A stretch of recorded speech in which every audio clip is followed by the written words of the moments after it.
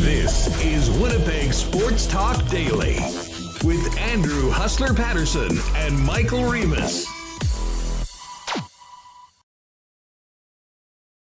Hey, what's up, everybody? Welcome to another edition of Winnipeg Sports Talk Daily. Andrew Paterson along with you, alongside this CTO, Michael Remis. We'll get Remo in here in just a second. We do have a busy show. Lots to get to after another tough loss for the Winnipeg Jets, dropping a 3-2 decision in overtime to the Dallas Stars in a game that they absolutely needed to have, and preferably in regulation, further compounding the uphill battle to get back into this wild card race in the Western Conference. Rennie is going to join us. But the boys had a great show. Hammer popped in with Kenny and Rennie last night and hit a lot of the topics on the Winnipeg Jets as to where they are with 31 games left in the regular season and just 2 games above NHL 500. And as we wake up today, 6 points out of the 8th and final wild card spot, 8th place in the conference, but with a number of teams ahead of them, and some of them with games in hand, like the Dallas Stars, who are now 5 points up on Winnipeg after their win last night against the Winnipeg Jets. So Sean Reynolds going to come on in the program a little bit later on. We'll also check in on the good news hockey story, or one of a few in the cities. Jets, not so much. Moose, absolutely, although tough night last night at the office for Manitoba, losing 6-2 to the Milwaukee Admirals. The voice of the Manitoba Moose, Dan Fink, will join us later on in the program. And hang around. I do believe we'll have some tickets to give away for the games coming up on the weekend at Canada Life Centre at 2 p.m. on Saturday and Sunday. And to start things off in about 15 minutes, really looking forward to this, the new voice of the Winnipeg Blue Bombers, our pal Derek Taylor's coming back to Winnipeg, and he's coming back to Winnipeg Sports Talk. We'll have him on in about 15 minutes after Remo and I chop it up right off the top of the show. First things first, a big thanks to the sponsors that make Winnipeg Sports Talk happen each and every day. F Apparel, Vita Health, Culligan Water, our friends at Manitoba Battery, Royal Sports, Not Auto Corp, Little Brown Jug, Boston Pizza, Princess Auto, the Nick and Nicky TQ Group, Canadian Club Whiskey, and of course our betting partner over at Coolbet Canada. A big welcome to everybody that's joining us in the chat right now as we get things going on this afternoon. And a big thanks to everyone listening on the podcast that makes us a part of your day. Podcast listeners, if you do have the opportunity at any point to give us a 5-star rating and a review on Apple Podcasts or Spotify, helps us grow the channel. And of course, if you're watching on YouTube a little later on, don't hesitate to drop a comment in the video down below. The chat will be popping. I know lots of people have takes as to what happened and what didn't happen last night, which was, of course, the Jets getting a almost mandatory 2 points. But let's get Michael Remis in here to fire things up. Remo, what's going on? How are you? I mean, relatively speaking, I guess I'm okay. I'm here, so we're talking hockey. I'm here to have a good time. So, but I'm just thinking about this loss yesterday, Huss, and just you see the season slipping away. You think of all the high expectations, and you go into these must-win games, and another overtime game against Dallas, and another loss, and you just kind of think what we thought was going to happen, the excitement we had, and it just isn't there right now. I know we start the streams, Huss, and there's always a group of people, hey, how's it going? In the chat before we start. Today, I mean, there was really nobody. Tuesday's stream after the weekend, pretty low attendance compared to other days. So, well, you know what's happening, and this has got to be something scary for people within the walls of True North right now, because the disappointment is setting in. I think the way the team played coming out of the All-Star break, knowing what was at stake, gave some people some hope. But let's face it, this last week, I mean, the performance at home against Edmonton on Saturday, the last-minute loss in Calgary on Monday. And then, with a 1-goal lead in the second half of the third period, not being able to hold it down and losing again in overtime to a team they absolutely had to beat. There's a lot of resignation, I think, amongst a good portion of the fan base. And what that leads to at this point of the year, Remo, is apathy. And, listen, Winnipeg has an incredibly passionate group of fans. And we benefit from the support that we've got in the year that we've been doing this. by the passion that everyone has for our teams and the players. But at this point, I mean, the level of disappointment as to where this team is right now and the way that they've played with their season on the line as of late, has driven some people off. And let's face it, this is a tough time for everyone. I mean, I mentioned just how depressing it was on Monday, or I guess on Tuesday's show, coming in. I mean, this weather stretch we've had in Winnipeg, I think, has everyone, bouncing off the walls. Pandemic stuff, everything that's been happening societally over the last number of weeks, I think, has, put some people on edge. And then you add in a war starting today, and huge, just thoughts, and our Ukrainian community here in Winnipeg. I know everyone is, incredibly impacted by what's going on in Ukraine right now, and not a lot of good news around right now. And it's but I'll be honest with you, with everything that you're watching on the news channels right now, it does sort of put the angst that many of us are having over a hockey team into perspective. Yeah, and don't forget the minus 30 temperature we had. The snowplows came through my area last night, and I took my son to daycare this morning, and the snow walls in front of everyone's sidewalks are like this high. And as I'm driving down the side streets, must have seen like 6 houses or so just trying to chip through an area where you can get from this, your sidewalk to the car, to the street. I guess it's better than the ruts that I had to drive through that were like going through a car wash when you have to get on the track and you can't get off. So I don't know what I'd probably rather have this. But yeah, it's pretty wild. It's pretty wild out there. And you talk about season ticket holders. I'm wondering what's going to happen with the attendance here now going forward. They return home next week.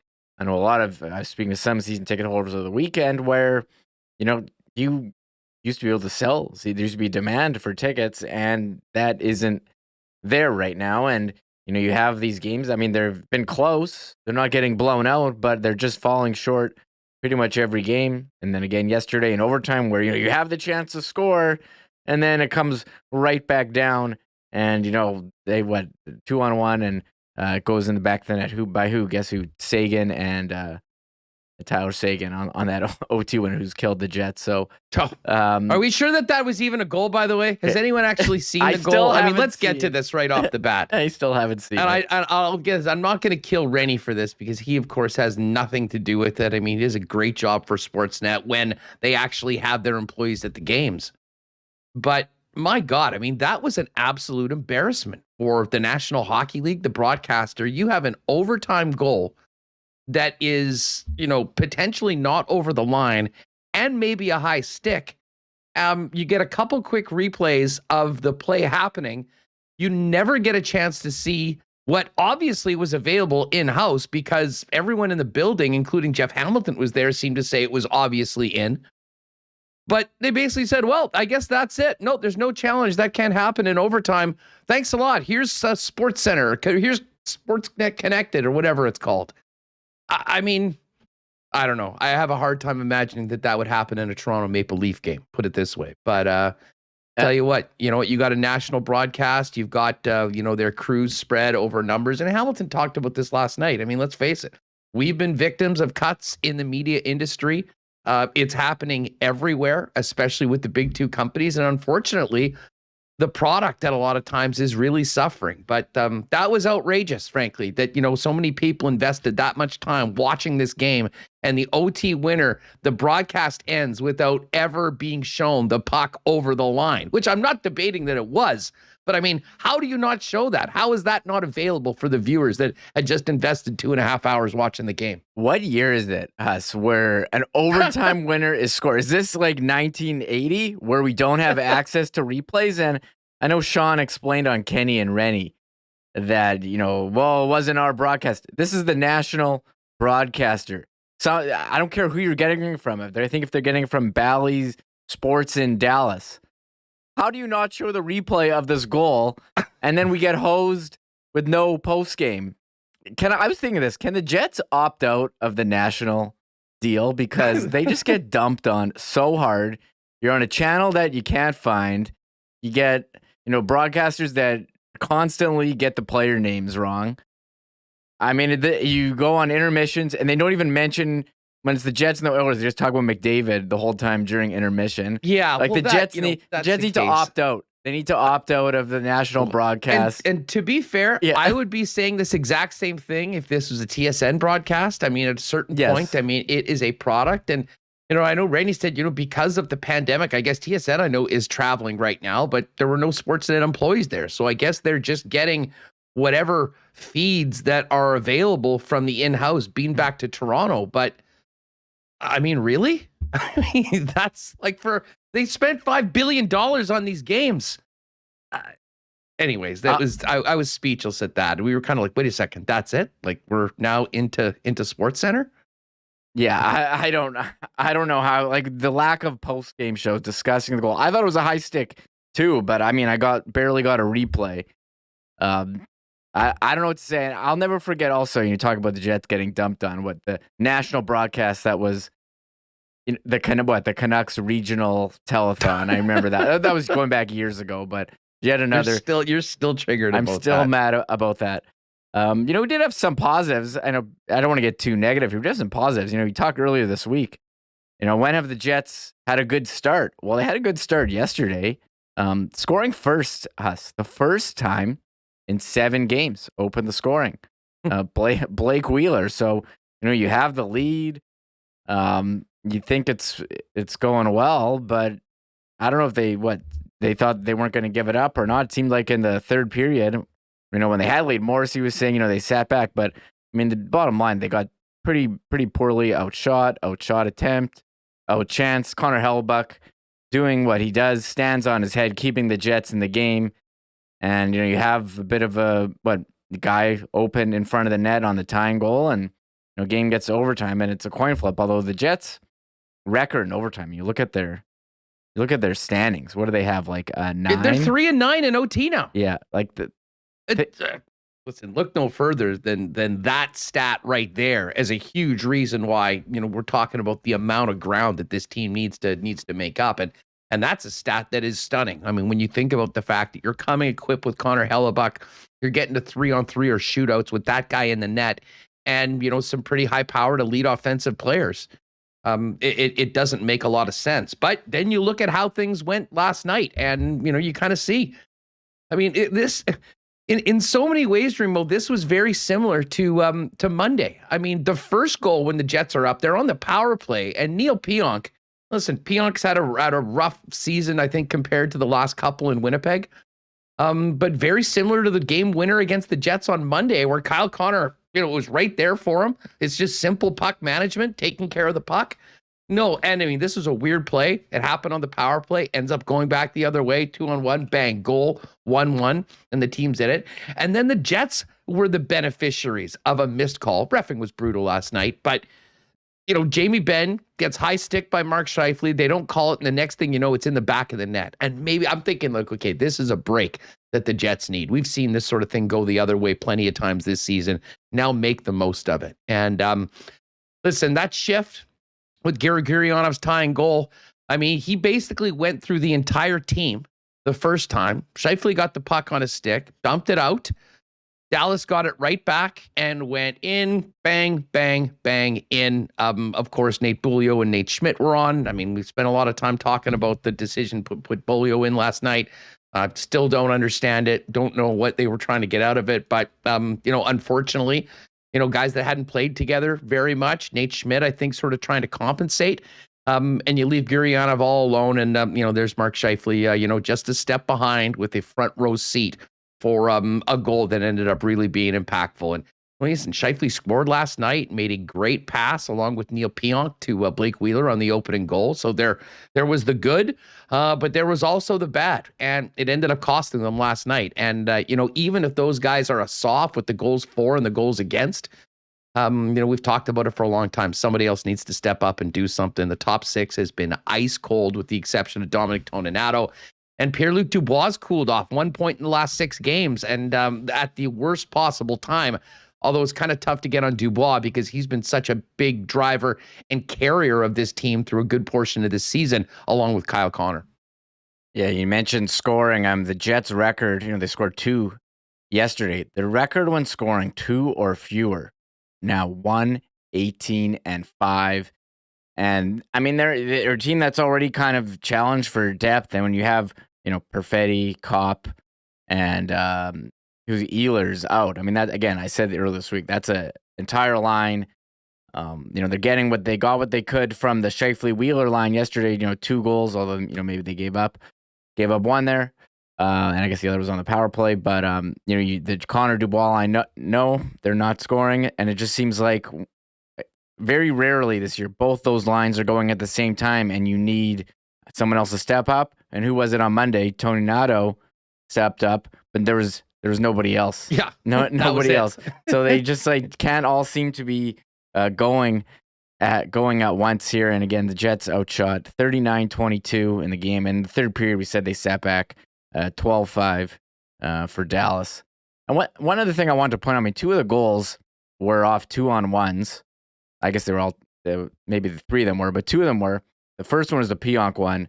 And instead of staying in the middle, I don't know, he goes towards the shooter, the passer, or the guy with the puck, and he takes a belly flop on the ice.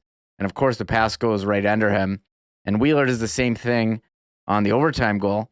Now, on the first one, I don't. They do this thing where they just go dive on the ice all the time. I don't know is that better than trying to stay and get your stick in the middle of the passing lane and trying to break it up.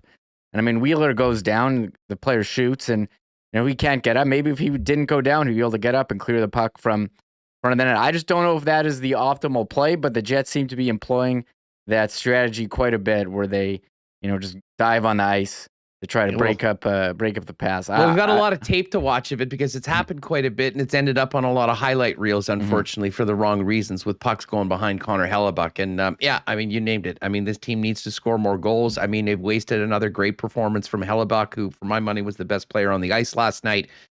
And here we are.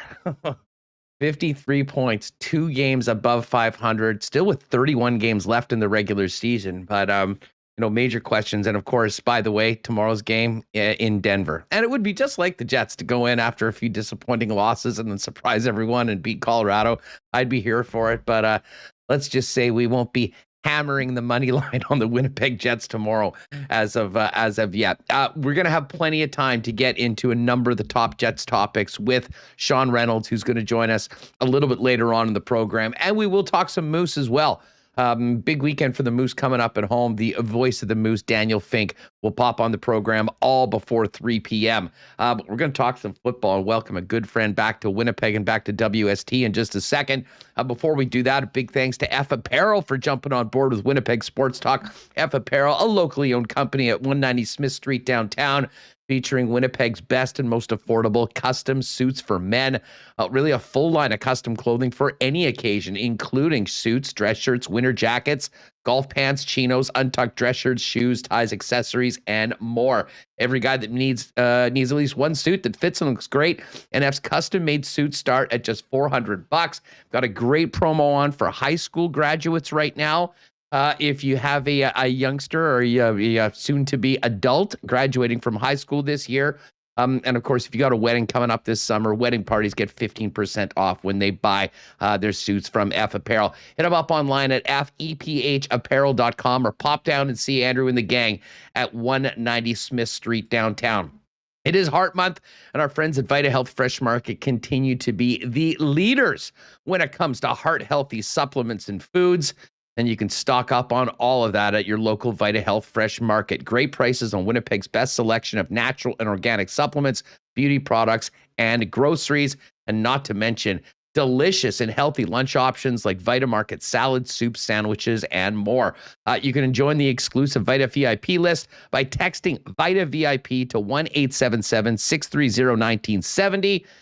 And you'll get special offers all year long and be entered to win a $100 Vita Health gift card. 7 Winnipeg locations, including the newest store in Linden Ridge, online at myvita.ca. And it was so funny seeing Ken last night on the program and having him on with us, the king of hydration.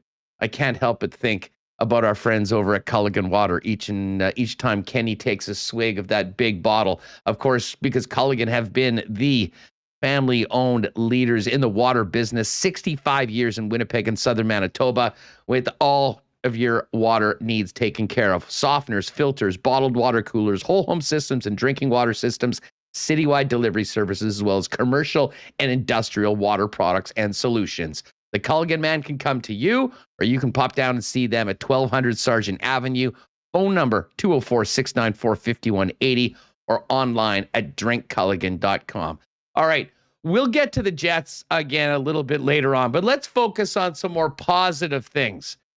The Bombers are still defending two-time back-to-back Grey Cup champs, and we finally found out who's going to be filling the size 22s of the legendary Bob Irving. It's our good friend Derek Taylor, who is coming back to be the voice of the Winnipeg Blue Bombers on 680 CJOB. DT, congratulations. Thank you, my friend. I look forward to calling them the two-time defending Grey Cup champions, because I absolutely refuse to do that on Regina radio for reasons that you would totally understand. Yeah, no doubt about it. How does it feel? I mean, this is a big move. And listen, you are going from one of the premier jobs in the Canadian Football League to another one. Of course, you've got incredible ties in Winnipeg. I mean, fill us in a little bit on how it all came together and the opportunity to come back to Winnipeg and call games for the champs. Yeah, when I took this job in Saskatchewan as the voice of the Riders, I figured, you know what, this is a job I'm going to retire on. This is the last time I'm going to apply for a job. There may always have been something more. You looked at the landscape and went, well, if that Bomber job came available, I'd probably inquire about that. And if there's a chance for this, I may inquire about that too. But I'd fully kind of figured, this is the place I'm gonna quit. I'm gonna, hang it up when I'm 60 and go move to an island somewhere and just, see how much Diet Pepsi I can drink at one time. But when this job actually became available, you didn't have to go, well, I lived in Winnipeg for 14 years. I called Manitoba Bison games. That's where I first started doing play-by-play for 6 to 14, 9 seasons of that. You go, oh, okay, well, that's for real. We have a ton of friends and family that live in Winnipeg. Oh boy. I haven't been to Mongo Grill in quite some time. I'm going to need to get that back in my life too. And then, so you start to contemplate what it means for your entire life. And then job did come available. It's the company I used to work for and the bosses that I used to work for and with. And you go, oh, okay, well, that's really good too. And then you hear what the job will be and the opportunities that will be available to you to cover the CFL and really get in depth on the Bombers and stuff like that. And in the end, you're like, oh, okay, well, that is very appealing. Let's, if they think I'm good enough, I'm going to go after this. And that's what happened. Listen, we love the rivalry between the Bombers and the Riders. But and I would say this, I mean, as much as Bomber fans, I'm sure having a good time. We made a lot of free agency jokes yesterday on the program that it's been a real crazy free agency season. Even the play-by-play guys are moving. It took a special opportunity and a special place to leave Saskatchewan because, I mean, by all accounts, you were welcomed incredibly by the Rider Nation and really did love that gig. And let's face it, I mean, there's very few places, probably nowhere, where that gig is, is a bigger deal, frankly, than Regina and the Saskatchewan Roughriders. Oh, yeah. Like the Winnipeg job, I think, for Manitobans is as big a deal, but it'd be tough to imagine that anyone could be bigger in Canada, in the Canadian Football League. So yeah, no, it's been an absolute blessing because you know me, Hus, when I come on here, I love talking about the CFL. You can see people watching can see how much I just love talking about even the most mundane aspects of the CFL. And folks here who listen to my radio show, The Sports Cage, we can talk about it all year long. Well, how are the Riders going to be at interior offensive line?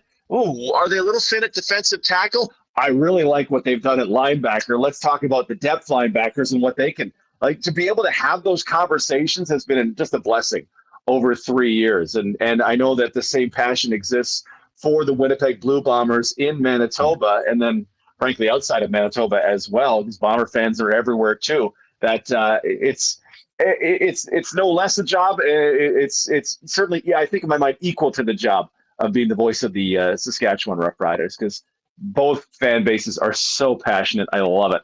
Well, it's going to make these Rider Bomber games even more interesting off the field coming up this season for sure.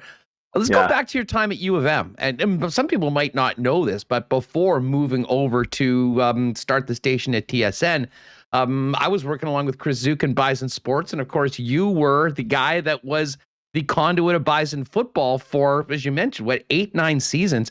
Tell us how you got into that. And was doing play-by-play, was calling football always something that you sort of aspired to do? Or did you start at the Bisons, realize that you loved it, and then really got into it and it sort of grew from there? Oh, I always knew I wanted to do play-by-play, probably since I was 14. When I figured out I wanted to be in broadcasting, I knew I wanted to do play-by-play.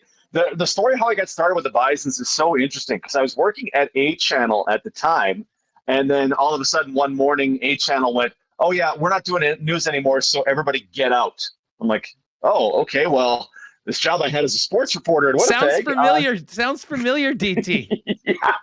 Yeah. How would we can both relate on that? So we all went out for a drink, and I thought, well, what am I going to do? And then I thought, okay, well, it's 2006 this time. I need to get my feet in on this play-by-play thing because jobs will eventually come open at some point in my career. I need to start doing this. So I drove down to the University of Manitoba and I popped into Chris Zook's office and I said to him, "Hey, what are you guys doing with your football play-by-play this season?" And a light goes on in Zook's eyes and he's like, "Let me see about that." And I give him all the credit in the world for making this happen and pairing me with Matt Rollison, who was a fantastic color guy. And honestly, I want to find a way to bring Rolly in on Bomber broadcasts coming up. But for those seasons, the first time Rolly and I were together, it was the 2006 Bisons against the Bison alumni. And there's Craig Carr in at running back. And it's not going great for Craig Carr, who was this fantastic running back, because I think the team had 20 players. And so guys had to go both ways. But that was the first preseason game and our first kind of experience together. And it was terrific. We got our rhythm down, and then by the time the Bisons go undefeated in 2007, roll into the Vanier Cup, we were grooving, and we just kept it going for 2008 till 14 when I had to stop because I was going to TSN. That was a fantastic experience that you learn to deal with adversity, like you're in the stands calling the Bisons absolutely just dummying Simon Fraser, and you go, and it's now 70-7 with the Randy Simmons touchdown. And a mom turns around to me and goes, "Can you stop saying the score?" Ma'am, I'm sorry, but they just scored on you again. I have to tell people that it's now 70-7. I don't feel any better about it than you do, but I got to do what I got to do. So you learn how to fill up the good times and to enjoy it with your partner. I did a solo game where the Bisons traveled to play the Saskatchewan Huskies. I was by myself, and it was 38-0 Huskies at halftime. I had to figure out how I'm going to fill the rest of the time. Oh, that sounds fun. Yeah, that was a cold day in Saskatchewan that day. But there's so much you took from that. And I give all the credit to Chris Zook for making that happen. And honestly, Brian Dobie, I mean, you know Dobie, he was so welcoming. You need anything, you let me know. If I got to pull a guy to practice for you to talk to, I'll do it. And I thought, that's an unprecedented level of access. But through that, you got to know how it all works and how it all is covering a team. So that was incredibly valuable. One, when I went to TSN, and then two, when I got the job as the Riders. And three, it lays a foundation of people. Some people know me within the football community in Winnipeg because, I literally called their games 15 years ago doing Bison football. No, there's no doubt about it. And, it was quite clear that as you did that job more and more, got more used to it, kind of mastered the art of calling the game. But it was also the analysis that you then brought to TSN. And I think part of the reason why you were so respected in Canadian Football League circles is the amount of time and work you have always put in to whether it is breaking down tape, unique statistical analysis that frankly hasn't been available there. I mean, everyone loved the details segments on TSN. And, it was interesting kind of going from play-by-play to TSN, really focusing on that, and then getting the big job with Riders and now the Bombers. I'm interested in how all of that work has maybe allowed you to, have a unique voice when it comes to calling three-down football. Well, yeah, there are 2 points I want to make on this. One, Brian Dobie and calling Bison games is where that all started, because Dobie gave up safeties a lot. If they're pinned to their own end, instead of punting, he would give up a safety. And it struck me one day calling games, should he really be doing that? I got to figure out if he should really be doing that, because if I find out he's right, good. If I find out he's wrong, Dobie will listen to me. So I went on this year-long expedition to figure out if it's right to give up a safety instead of punting out of your own end zone in U Sports football. And that just sent me down this road of now I kind of want to know the answer to everything and find out what history tells us the answer to everything. So one, Dobie deserves a ton of credit for that. And two, he was right to be giving up the safeties in U Sports, but you should never do it at the CFL level for reasons that you and I will discuss another day. The second point is, let's see, it's Thursday. Monday night, I spent 90 minutes looking back at Mike O'Shea coin flip decisions from his entire history from 2014 through last year. No word of a lie. I looked at every coin flip the Bombers have been a part of since 2014 when O'Shea took over, because there was something interesting with how Craig Dickinson did it for the Riders in 2019 to 21. And I wanted to see if there was anything I could tell about O'Shea, just because I just want to know the answer to stuff like this, right? They have, being the head coach of a football team or the GM or an assistant coach or a player, they know so much more about football than I ever will. And I'll lean heavily on Doug Brown for that, Hall of Famer. They just know so much more. So I just want to find something and then, find a smart question to ask him. And, sometimes you end up spending 2 hours looking at something and it goes nowhere. But I just want to know better how the game works. So if I can say to him, well, you guys use Nick Dembski in a way that really no other team does, except for maybe Braylon Addison and Hamilton, in that you'll run him as a running back, you'll run him out of that slot back position. He has more slot back runs than anybody in the CFL since 2018, blah, blah, blah. I just want to be able to ask smarter questions and get more to how does that all actually work? Because on one view, it's 24 guys just smashing into each other, 100 times a game. But there's so much more to it that I want to learn, and then can help me in communicating it to folks. Derek Taylor is the new voice of the Winnipeg Blue Bombers on 680 CJOB radio, and joining us now on Winnipeg Sports Talk. Mentioned Bob Irving. I mean, when it was announced that Bob was leaving, we spent plenty of time talking about it here. I mean, you know what an institution he is in the sports community. And, he did say, I mean, whoever gets this job is, filling the shoes of a legend. And, you are so uniquely positioned for this with your local roots, the way that you've earned this spot, going through calling CIS football or U Sports football now, your work with the Canadian Football League, your work with the Riders, coming here. But I have to ask you, I mean, what's it like being the next guy after Bob Irving, who just spent like half a century being the best in the biz? Yeah, I've told the story a couple times. Like when I first got to Sports Center back in 2014, it took about 2 weeks before someone tweeted me, "You're not Jay Onright, by the way." I'm like, yeah, you're right. I am not that good. Let's not kid ourselves. But I still do like to fart around on the air. And though Jay's the master of that, so other people can be funny too. They don't have to be trying to be Jay, because Onright is a unique talent that I love watching that guy. And then when I got here to Saskatchewan, people are like, "Oh, well, you're not the previous guy." I'm like, yeah, I know. I can keep secrets. I know I'm not the previous guy. I'm all good with that. So for people who will be like, "Well, hey, you're not Bob Irving." Yeah, I know. No one is Bob Irving. Bob is doing football games for as long as I've been alive, and he's the master. When you listen to him, like I can imagine, I've never been at the lake listening to Bob do a game, but Bob doing a football game while I'm at the lake seems like the perfect situation.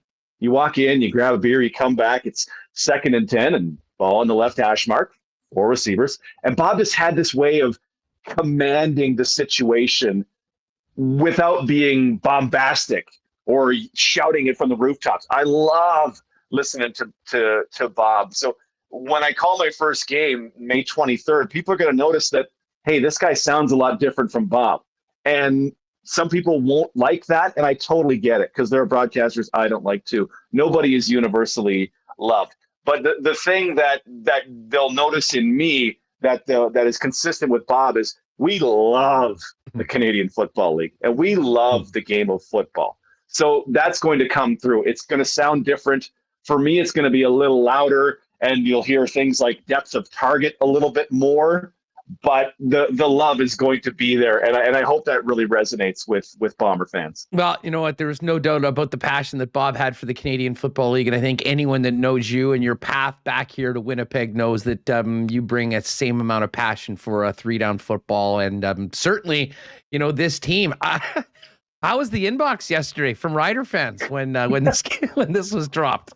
Honestly, it hasn't been too bad. There's been a little bit of negativity, but it's negativity from people who were already negative to me in the first place. I'm like, okay, well, that's fine. Someone texted into my show yesterday, well, how come you're not talking crap about the Bombers today? I'm like, one, not really a gotcha, and two, the Bombers didn't make any news today, right? Like, had they made some news yesterday, had they cut Willie Jefferson, I would have been trashing the Bombers, right? Because why would you cut Willie Jefferson? Not that I'd ever contemplate that, but you know, it's fine. Like, I think the people who are important here understood that when you cover a team, you're going to be biased in favor of that team. It would be crazy to do it another way. And it wouldn't, I mean, person to person, it doesn't make a ton of sense because you know these guys, you talk to them all the time. You talk to the head coach 100 times a year, right? You get to know them and you get to like them. So of course you're going to be biased in favor. Like, I think Hustler has the best internet show out of Winnipeg. Come on, let's not kid ourselves. I love Hustler. This is the best show there is. You're going to be biased in favor of them. So now that bias will switch up a little bit. And people, as fans, honestly, aren't we just rooting for laundry? Mm-hmm.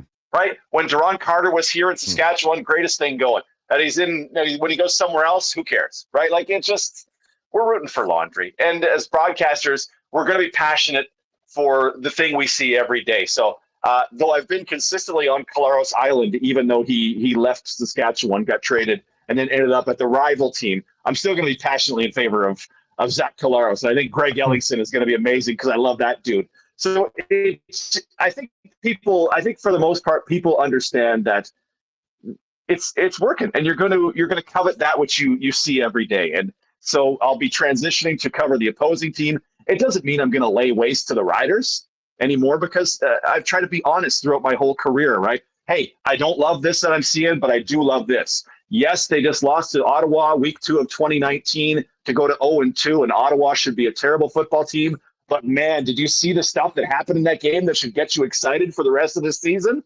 So just being honest, I think protects me from any troubles within there. Well, I'll say this, and I mean, you know this market very well, and you were here for a good portion of the 29-year drought and how that weighed on Bomber fans.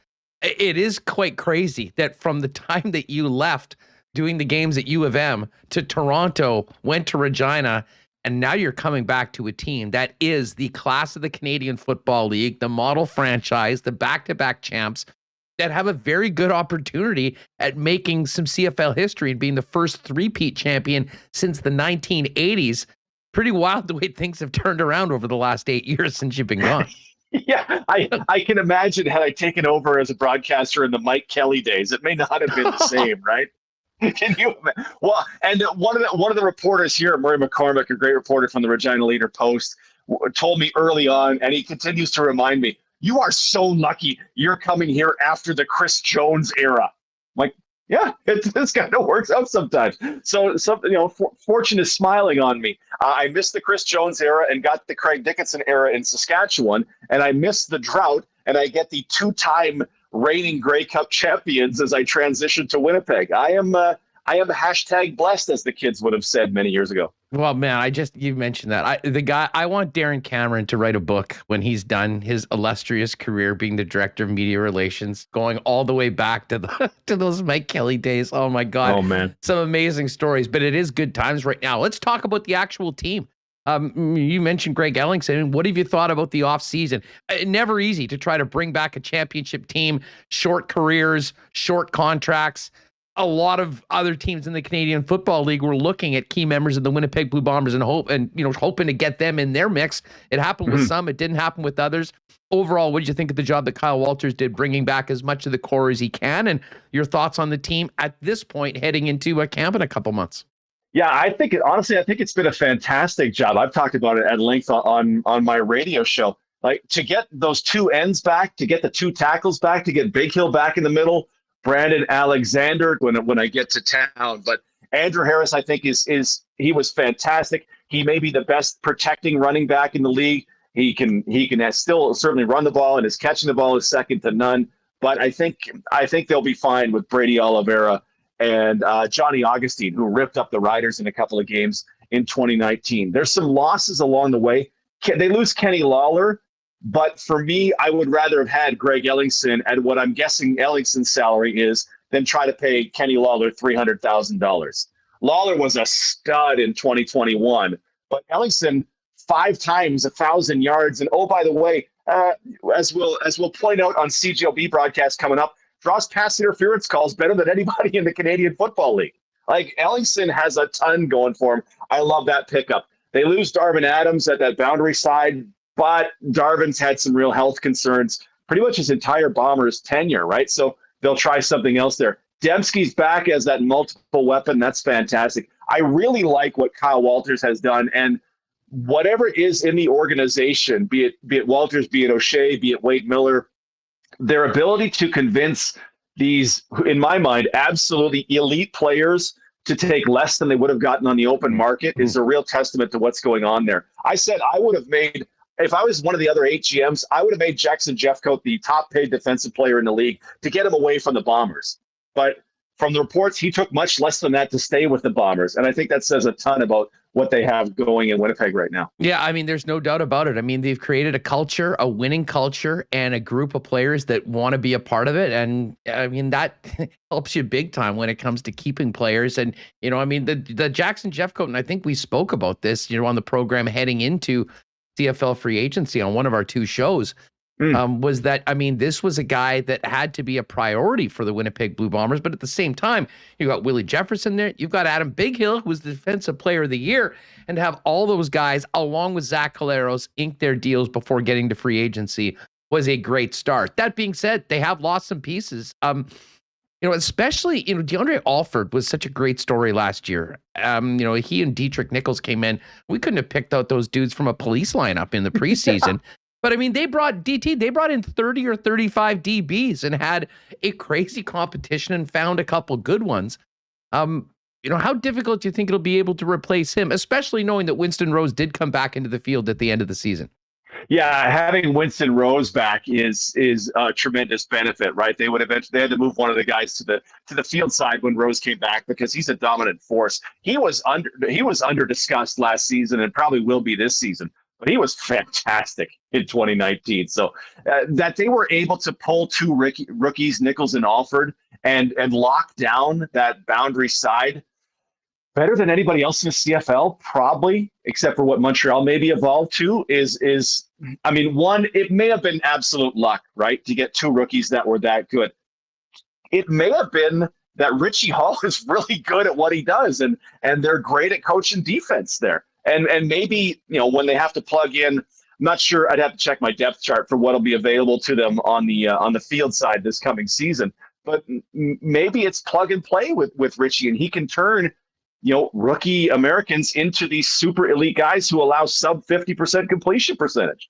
That might be something that goes on. So whatever it is, Richie Hall deserves a ton of credit. I just, in each individual situation, I'm not smart enough to break down how much it should be.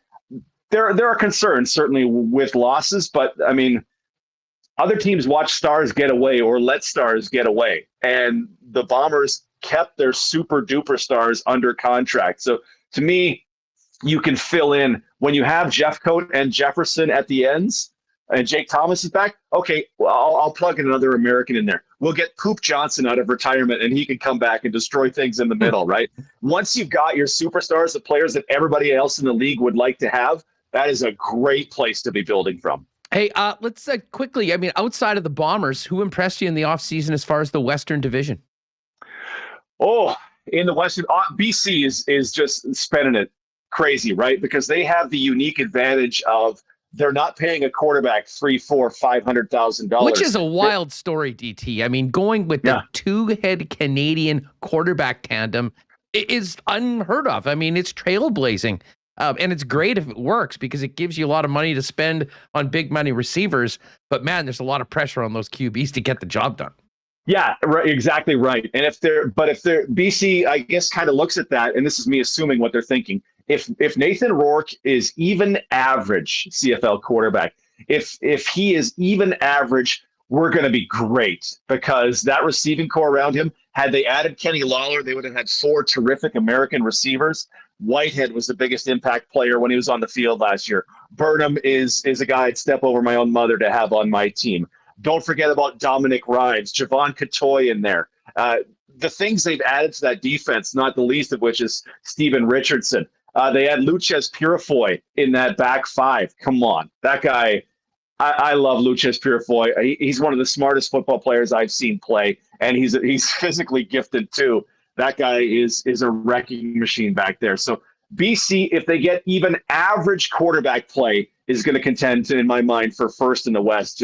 But it all pivots around quarterback, right? Like they call it the pivot. So I've liked what they've done. Calgary has had to let some guys walk, but I really like getting Reggie Bagleton back for half of what Kenny Lawler makes. Come on, that's nuts, because Bagleton might be the second best receiver in the entire CFL. So that's fantastic.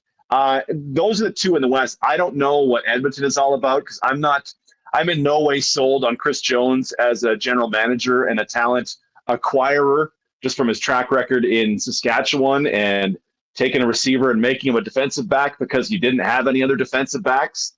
I just don't know what to do there. The Lawler contract, bless Kenny Lawler for getting $300,000, because I'm always in favor of guys getting the money, but that's a real overpay to make an impact when you could have had Ellingson back.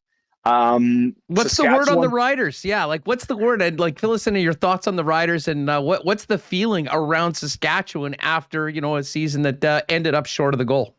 Yeah, questions here are offensive line and defensive interior, and then a little bit in the back end as well. The receiving core is fantastic. Shaq, Duke, Kyron Moore, Kean Schaefer-Baker, who popped as a rookie. People are very excited about that.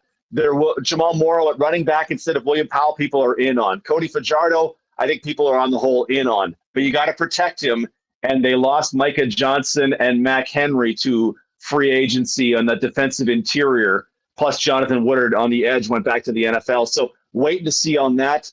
Linebackers, best core in the league. Defensive backfield, they let 2 guys walk. They're going to have to prove it at that, say, boundary side halfback spot, because Ed Gainey was TSN had him as one of the all-time great riders when they did their all-time teams. So there's spots for them to prove it, but they took that injury-riddled team in 2021 and got to the second place in the West. So there's no doubting that the Riders can succeed, even though they've had to let some big guys go. DT, this has been a heck of a lot of fun. Congratulations again. I'm sure happy wife, happy life. Fiona's happy to getting back to the peg as well. And when will we see you here, boots on the ground in the home of the Grey Cup? Well, no later than the first day of training camp. There's stuff that's still to be figured out life-wise, but no later than the start of training camp. I am full in. It may be a quick start for me, but I'm full in for every moment of training camp through the Grey Cup, the 3rd consecutive Grey Cup championship. Well, I can tell you there's a lot of kind words for your work and a lot of welcomes and great news that you're coming here and being part of the Blue Bomber broadcast. We're looking forward to you. On a personal note, congratulations. I know how hard you've worked for this, and I'm looking forward to having you here, calling the blue and gold, and hopefully having some regular chats with you here on Winnipeg Sports Talk. I'd love it, brother. Thank you. All the best. There he is, DT. Oh, quickly, just Remo, get Derek back up here for 1 second. I have to ask this. DT on SC has been the Twitter feed. Are we going to go to DT on OB, DT in PEG?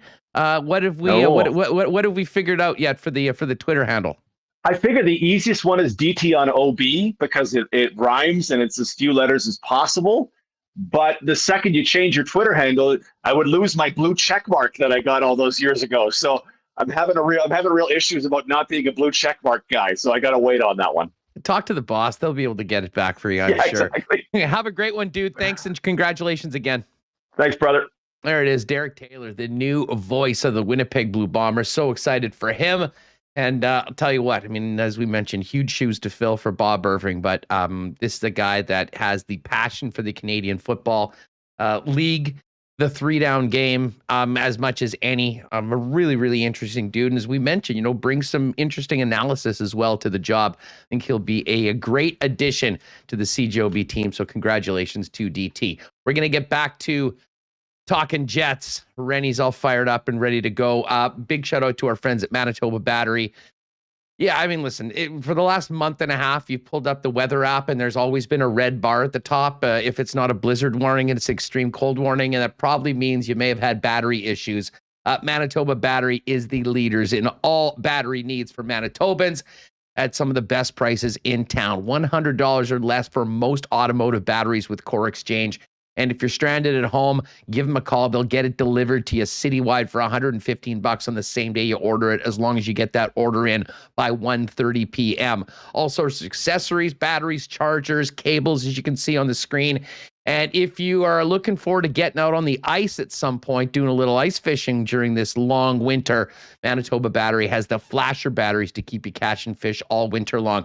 Pop down and see Donnie and the gang, 1026 Logan, 783-8787, or online at manitobabattery.com. Our friends at Royal Sports are, ready for spring, looking ahead to it. Bomber season, we mentioned, we can't wait for it. Can't come soon enough, to be honest.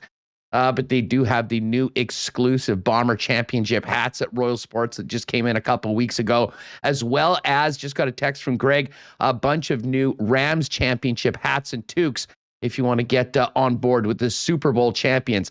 Thousands of pieces of Winnipeg Jets merchandise, including many exclusives, not to mention that massive hockey section, snowboards, fitness, soccer, baseball. They've got it all at Royal Sports, not to mention the real cool stuff over on the Kings Skate, Snow, and Surf side. Pop down and see them at 750 Pembina Highway and tell them your boys at Winnipeg Sports Talk sent you. And I did describe driving through some of the ruts in Winnipeg, like traversing the surface of the moon yesterday. Many of you probably thinking it might be time to get into a new ride for 2022. And if you're thinking about upgrading the wheels, start your search over at Knott AutoCorp. Why not get into the car of your dreams at an incredible price with the help of the Knott team? Check out all the amazing vehicles they have on site. And if there's a particular make and model that you are looking for, the Knott experts will get it here for you to Winnipeg at the best possible price. Pop down and see them, Waverly and McGillivray, or start shopping online at knott.ca. All right. Overtime loss last night. The clock is ticking on the Winnipeg Jets, and the playoff percentage keeps on going down. Coming fresh off of a fiery episode of Kenny and Rennie last night with a little dose of Jeff Hamilton. There's no Sean Headsband today, but maybe we could get a new tune for Sean's hat because he's got the Whaler lid on today. Rennie, what's up? How are you, man? I'm doing great, my friend. How are you doing? I'm doing well. I mean, getting through these days, like everything sucks right now. Listen, I kind of mentioned, and I know you did as well. I mean, what's happening around in the world, with what's happening, like Russia and Ukraine, I think puts all of, many of our problems into perspective. But in reality, for people here, between the pandemic and protests and minus 30 for 2 months, the losses of the Winnipeg Jets, you can feel, are really taking its toll on a fan base that, had such high expectations. And tell you what, 4-1-1 coming out of the break, I think there was some reason, if you wanted to still hold out hope that maybe this team could at least get into it and be playing meaningful games down the stretch. But I'll tell you what, I mean, coming off these last 3 games with 1 point to show for it and a couple real subpar efforts, the clock is ticking on the Winnipeg Jets. And what's very scary for the team, I think everyone involved in it, is that it seems like there's apathy creeping in amongst the fan base, Sean, and that many people somewhat resigned that this is already a lost season. I don't think just apathy among the fan base. It feels to me from watching that game last night that there's apathy on the roster. Like, here's the deal. They're going to have to win at a pace that puts them amongst the top 5 teams in the league right now. Like, if you go and take a look at the best teams in the NHL, 1, 2, 3, 4, 5, look at their points percentages. That's how the Winnipeg Jets are going to have to perform to make the playoffs. That's the level of play. You are going to have to play like a Colorado Avalanche team or a Florida Panthers team or a Tampa Bay Lightning team in order to stack up enough points to make the playoffs. And I had thought going into that game last night that you would have fully expected to see not necessarily a win, because we know everything can happen. Anything can happen at any point in an NHL season. But you would have thought that you would have seen the Winnipeg Jets putting their absolute best foot forward in that game. And at least then there's something to build on. But, Huss, I've looked at this team and I've thought, beware the Winnipeg Jets, because they've got the skill, they've got the scoring, they've got the goaltending, they've got the things that it takes. They've got the ingredients to take a run.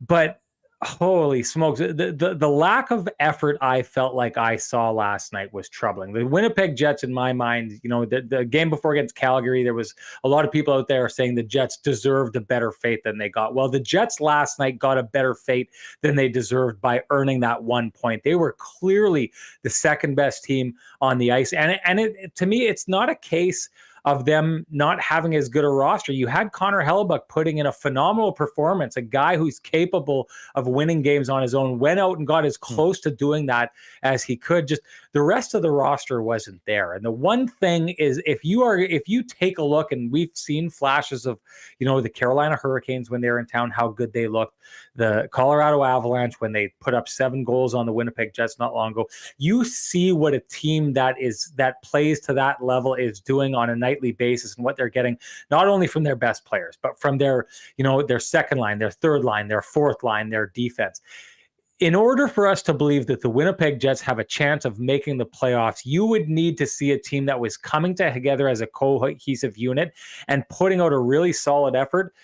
I don't believe we've seen that in the last 3 games. And you were right. They came out of the All-Star break and there was a reason to believe, but then you take a look at what their record is in the last 10 games. This is the stat that I was looking up and surprised me the most, Huss. But there isn't a team ahead of the Winnipeg Jets in the standings in the Western Conference that doesn't have a better record than the Jets do over their last 10 games. This is a team that is not making up ground. They have been falling behind at the point of the season where they need to be making their strongest push. To me, last night was a game that made me lose a lot of hope in the Winnipeg Jets and whatever playoff chances they do have. Yeah, I mean, we've heard it here in the chat. I know we saw it on the chat on KNR last night of people that, are in that same situation. And it is so strange, Sean, because at times this team can look like they can play with anybody, and they have raised their level of games in some of the most important, toughest games. I mean, they got regulation wins 2 against the Minnesota Wild as of late. They had that big comeback win in Nashville. And then you think about the performance at home last Monday against the Chicago Blackhawks and the no-show for 50 minutes against the Oilers on Saturday. It's great to go toe-to-toe with a team like Calgary for 59 minutes before you blow it in the third period in the final minute. And maybe that'll happen 1 point over the year, but there's no more room for error right now with the club. And I had said, it really is a mystery, I think, for fans, but I think for Dave Lowry as well, every time they drop the puck as to which guys he's going to have going in a single night. And unfortunately, not often enough are enough of the guys on that same page doing what they need to do to win a hockey game. Yeah, well, we've seen what the Jets are capable of in a number of games this season. What we haven't seen, and what I would go as far as saying right now, we have no reason to believe we will see a consistency from the Winnipeg Jets, because it's the one thing that they have not been able to achieve so far this season. Maybe I'm being a little unfair. Out of the gate, they had their best start since they had returned since 2011, and we saw a level of play coming out of Kyle Connor and Pierre-Luc Dubois on that second line, which was really their first line at the beginning of the season. That was something else. But at this stage, and you touched on it, they go and they have got a 50-minute no-show against the Edmonton Oilers, and then they turn it on with 10 minutes left and almost steal that game, which we've seen this team do before, which is entirely maddening because we know they can do it. Just for some reason, they can't seem to do it over, a 60-minute stretch. Then they go out the next game and they put in, a really good effort against Calgary. I still think they were the second best team in that game, but hey, maybe they should be. The Calgary Flames are possibly the hottest team in the NHL right now. So if you're a team that is wounded the way the Jets are and you're keeping pace with that team for as long as they did, you can take a look and say the last 10 minutes of the Oilers game, we showed how dominant we were in that Calgary game, we showed we can go toe-to-toe with one of the best teams in the league. If they would have come into this Dallas game and continued that on, there'd be reason to believe, okay, the Jets are building towards something. But so often this season, the Jets look like they're building towards something and then are just absolute no-shows the next game. And that's what I consider that game against Dallas. Other than Connor Hellebuyck, I thought that game was a no-show. It wasn't quite as bad as the first 50 minutes they played against the Edmonton Oilers. They had some pushes here and there, but there was no doubt in my mind that Dallas Stars team that I didn't think was anywhere near the top of its game was clearly the better team in that game. And that's the issue at this time. That's the questions you have to start asking. Why can the Jets not come out with a consistent effort? And why, to your point, can they not get, a number of those, their star players going at the same time and pushing towards something? This is the thing about this Winnipeg Jets. We know that they've had to add, younger players in, but the core of this team should be that core that is experienced, that is mature, and that should be helping you and pushing forward at this very time of the season. We're not seeing that. The very core of this team that should be its strength, that strength is not showing through. And I think it's a big reason if you're looking for the lack of consistency. I think that's the first place you point your finger. Well, and let's face it right now. I mean, this team has 4 guys that are going that'll score. Wheeler and Scheifele, and Dubois and Connor. And, Pierre-Luc Dubois is, chilled out for the last 6 games. I think he's got, 1 point in the last half dozen? 1 point in the last 6, yeah. And you know what? I mean, I have a hard time really leaning into him because of how much carrying of the load that he's done so far this season. And listen, we've talked a lot about Mark Scheifele, justifiably so, as it's called number 1 center. And last night was just a perfect example of the ups and downs of Scheifele in that, he ends up, having a beautiful pass on the goal that gave them the 1-0 lead by Blake Wheeler.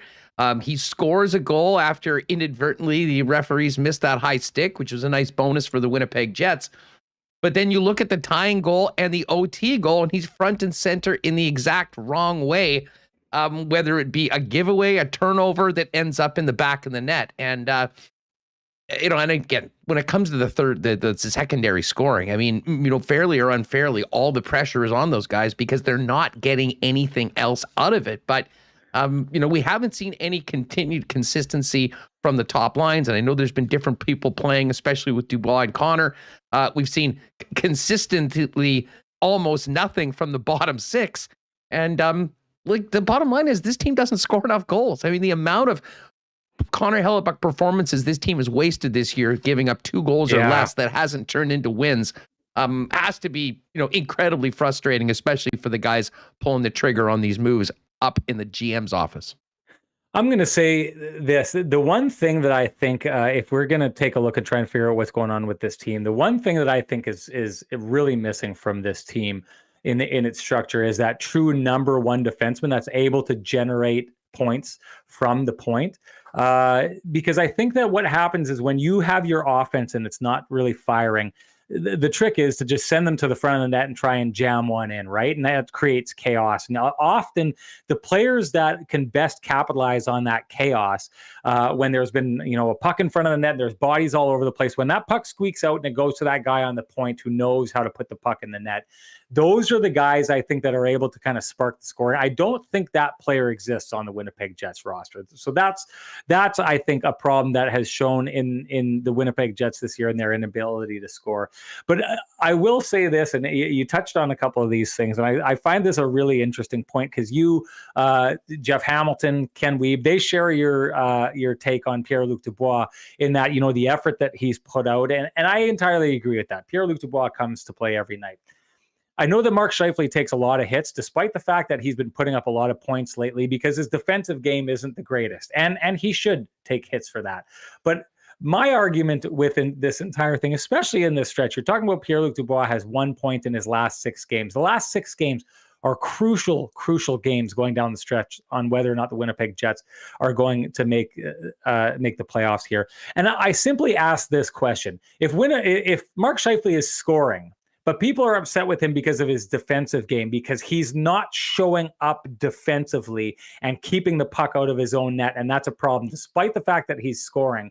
Why do people seem to give a free pass to Pierre-Luc Dubois, who, while he's showing up and playing the part of the defensive game, his offense has gone entirely missing over the last 6 games? Like, I get this. I get that this is a fan base that is invested in this player. They want him to stick around long term, so they don't want loud calls in the media to tell this player to get going. But this is supposedly the future number 1 center of this team. This is the time where you need players like that to show up. He's in a secondary role behind Blake Wheeler and these guys. I know that they've got different guys moving through his wing, and Svechnikov has gone through, and Reichel's gone through, and there's been a lot of different people they're playing with.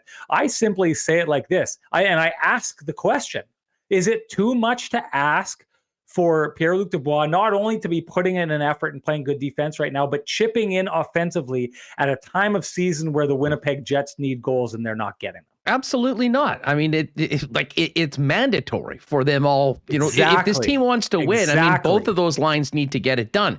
I think the reason why you don't hear as much heat on Dubois after, you know, a tough half dozen games is that he has been one of the most consistent and engaged players all year. And when we look at this team and we're wondering, like, okay, where is the given F factor going on? Because I mean, there's no guarantee that guys are going to score each and every night. And it goes the same thing with Mark Scheifele. I mean, if Scheifele, hey, he was off the scoreboard for the last 3 games, and you know, we know what the results were.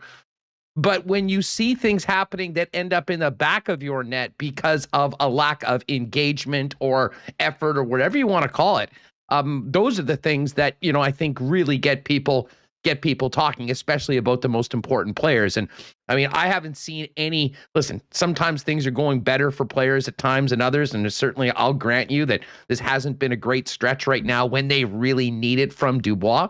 But it would be a very different story if not only was he not scoring, but he was the one in the frame with a beautiful front row seat to an uncovered guy that's scoring the tying goal or the winning goal. You know what I'm saying? I know exactly what you're saying. And I agree 100%. And I do think that that's the one thing. And it says something about this team right now, that the fact that you've got a player who's putting in that effort, that's enough for a lot of people, because what that tells you is that there's not enough players that are putting in that 100% effort that you would need to see from a team going somewhere at this stage. I'll reiterate the point though. I mean, you know, if a player shows up in the playoffs, and this is an apples and oranges comparison, I know this because we've seen Pierre-Luc Dubois show up in the playoffs and perform in the past in his role with the Columbus Blue Jackets. But there's a time of season where, you know, the biggest players come to play and you need them to come to play, right? Typically it's the playoffs, but there are no playoffs for the Winnipeg Jets if they don't get going right now. And to my point, right now, if Pierre-Luc Dubois is the foundation of this organization, this is a player that you would like to see rise to the occasion at this moment. And I don't think it's too much to expect from that player, for exactly the reason that you said. We've seen this from him earlier in the season. We've seen what he's capable of. He's put that effort in, and he's gotten the results earlier in the season. But it's another day, right? My nephew just went out and he was playing high school hockey. He's 14. He's playing with 18-year-olds in high school hockey. They were in a game yesterday in Transcona, and he had a hat trick and an assist to lead them to a 7-4 win. And I gave him the old line that you hear from NHL coaches: celebrate it tonight, put it to bed, wake up tomorrow morning, and then get ready to go put yourself in a situation to do the best you can to do it all over again. That's where we're at with this Jets team. That's where Pierre-Luc Dubois is. What he did at the beginning of the season has to be put behind him. He needs now, if the Winnipeg Jets are going to make the playoffs, he needs to start hitting the scoreboard. He's one of the players I expect just as much out of Blake Wheeler, Kyle Connor, or Mark Scheifele. He needs to get going, or this Jets season is not going anywhere. Rennie, what do you make of this? And I don't know whether there's an analytic stat on this. I mean, we need to do a little bit of a deeper dive on it, and it probably involves going to video. But I mean, I think about just these last couple of games. I mean, Kyle Connor turning the puck over on the winning goal. Scheifele yesterday on the tying goal, the giveaway in OT and going to the bench on a 2-on-1 that ends back up. I mean, so many of the goals that have been happening to the Winnipeg Jets are direct results of them turning the puck over and not being able to handle it once it's in the other team's possession. Well, what do you make? I mean, I've thought that puck management at the time, even doing the littlest things, hasn't been easy for the Winnipeg Jets this year. When at times before, when a team is clicking and they've got some cohesiveness, those things happen. They're almost second nature. Why do you think that is? I think it's both a lack of confidence and a lack of trust. Now, I take a look at that the Kyle Connor turnover. I just see that as a fluke. He's done too much. He's done too much this season and been too money time and time again for the Winnipeg Jets that I don't just chalk that up as, the puck slipped off his stick and that's it. The Neil Pionk turnover the other night is a player who turns and goes to make a pass and then realizes that lane is filled and loses the handle on the puck. That's a player who's, I strikes me as not having the confidence. The tying goal, and we broke this down last night. I know there's a lot of people with differing opinions on this. To me, that's not Mark Scheifele's fault, that goal. That is a 3-on-3. Mark Scheifele has the high guy. Nate Schmidt abandons his guy who eventually scores net front to go and cover off Nate Beaulieu's guy, the guy he already has. And Scheifele is late getting to the back post, and not because of lack of effort, because there was never enough time for him to get there. It was the wrong play. And to me, what I see from Nate Schmidt going there, it's a lack of trust. What happens when you're not getting 100% effort from your teammates? They're late to assignments. Maybe they're blowing their assignments. Well, then you start doing too much as a player. You start trying to do your job and the other person's job, and all you end up doing is doing half of your job, half of the other person's job, and you end up getting caught. That's to me what's happening there. And to me, it goes back to the fact, Huss, that I'm not surprised that a mistake is made like that by Nate Schmidt in that game to tie the game up, in a game where I'm seeing a massive lack of the expected push that I would have thought I would have seen from the Winnipeg Jets. There's not enough effort there, and certain players are trying to get people going, so they try and show effort. And sometimes they try and show too much effort and cover off jobs that aren't their jobs. So I just think that this is, right now, I don't know that the Winnipeg Jets look at the guy next to them on the bench and are 100% confident they're going to cover off their job and that I'm not going to have to do a little bit of it as well. And that's a problem. A team without trust, or a team without full belief that, and I'm not saying the Jets don't believe in their teammates, but I do think right now the game that they're playing, they don't necessarily believe in the team's ability to execute their game. And I think we can go right back to the Scheifele comments from a while ago when he said that he didn't think this team had an identity. That is the kind of language you get with what I'm talking about, with the lack of confidence in the game plan, with the lack of confidence in the effort coming from your teammates, with a lack of belief in the execution of your teammates. That's a team that lacks identity. The team is, if we would just open our ears, the team's been talking about this for a long time. These problems aren't new. They've been existing for a long time. This is who this Winnipeg Jets team is this season. Yeah, well, I mean, that quote, I mean, we spent a lot of time talking about it. I mean, listen, it was a bad look. I mean, you don't want one of your leaders midway through the season saying they don't have it, but it was bang on. I mean, it was right. And 100% since then, correct. we haven't seen any change from it, Sean. And, I will say this, maybe the game coming out of the All-Star break, the 2-0 win against Minnesota, there was some energy, there were some fights. Not that that's a big part of the Jets game, but they were engaged by the Minnesota Wild, and I think they really rose to the occasion. Connor Hellebuck had a great game, and they won that. But outside of that game, you would have to go so far back in the schedule to look at a game on the calendar that the Jets went out and took it to their opponents from the drop of the puck, that played the way they were planning on playing. And we've seen it over and over again. They will rise to the occasion against some tough teams and hang in there. And then you got a game like Chicago last week, was so much there for the taking in a no-hitter, that, a game that if they maybe approached it a different way, I think we're talking about a very different hockey game and maybe a different result. And that has to be incredibly frustrating for the coaching staff. I'm sure it drove Maurice nuts before he walked away. And at that point, when that just continues to happen, from a general manager's perspective and organizationally wide, you wonder if this is the lot that this Winnipeg Jets team is, how much change do you go for it? Because, of course, you mentioned Calgary. I spent the entire summer with Steinberg a couple times a week talking about where the Flames were, and everyone wanted them to blow it up. They thought they had some good players, but it was time to move on. They did the exact opposite of that, and Daryl Sutter's turned them into one of the best coaches in the league. So I know there's a lot of people, especially in that building, I think, that have a lot of faith. They obviously do. I mean, they've mortgaged so much for the players that they have on this squad right now. Thinking big picture going into the deadline and the off season about what you change if you do believe in most of this core is the most interesting topic I think we'll have to kick around on our shows for the next few months. I think it's fascinating. And I would say this, I do believe that right to the very tippy top of that organization, they have a lot of belief in that roster, in that core of players. And this to me is the question that the decision makers at the very highest of the organization have to ask themselves. If they have that strong of a belief in that roster and that core, that they believe that they could do something like the Calgary Flames have done, the question has to be asked then, why, if this is a championship roster in hiding, why have they been able to waste this many years? Like, go back to 2018. This is a lot of years of this roster not performing. So if you still to this day believe in this roster, to me that means there has to be questions asked, and there has to be massive organizational change to try and get what you can get out of that roster. If the lineup is not the problem, then there's problems that exist elsewhere, in coaching, in the general manager position, in the tweaking. Because even if you take a look at what the Calgary Flames did this year, Daryl Sutter comes in and entirely changes the way they play. But you have to think, my guess is Blake Coleman was a specific ask by Daryl Sutter, wouldn't you say?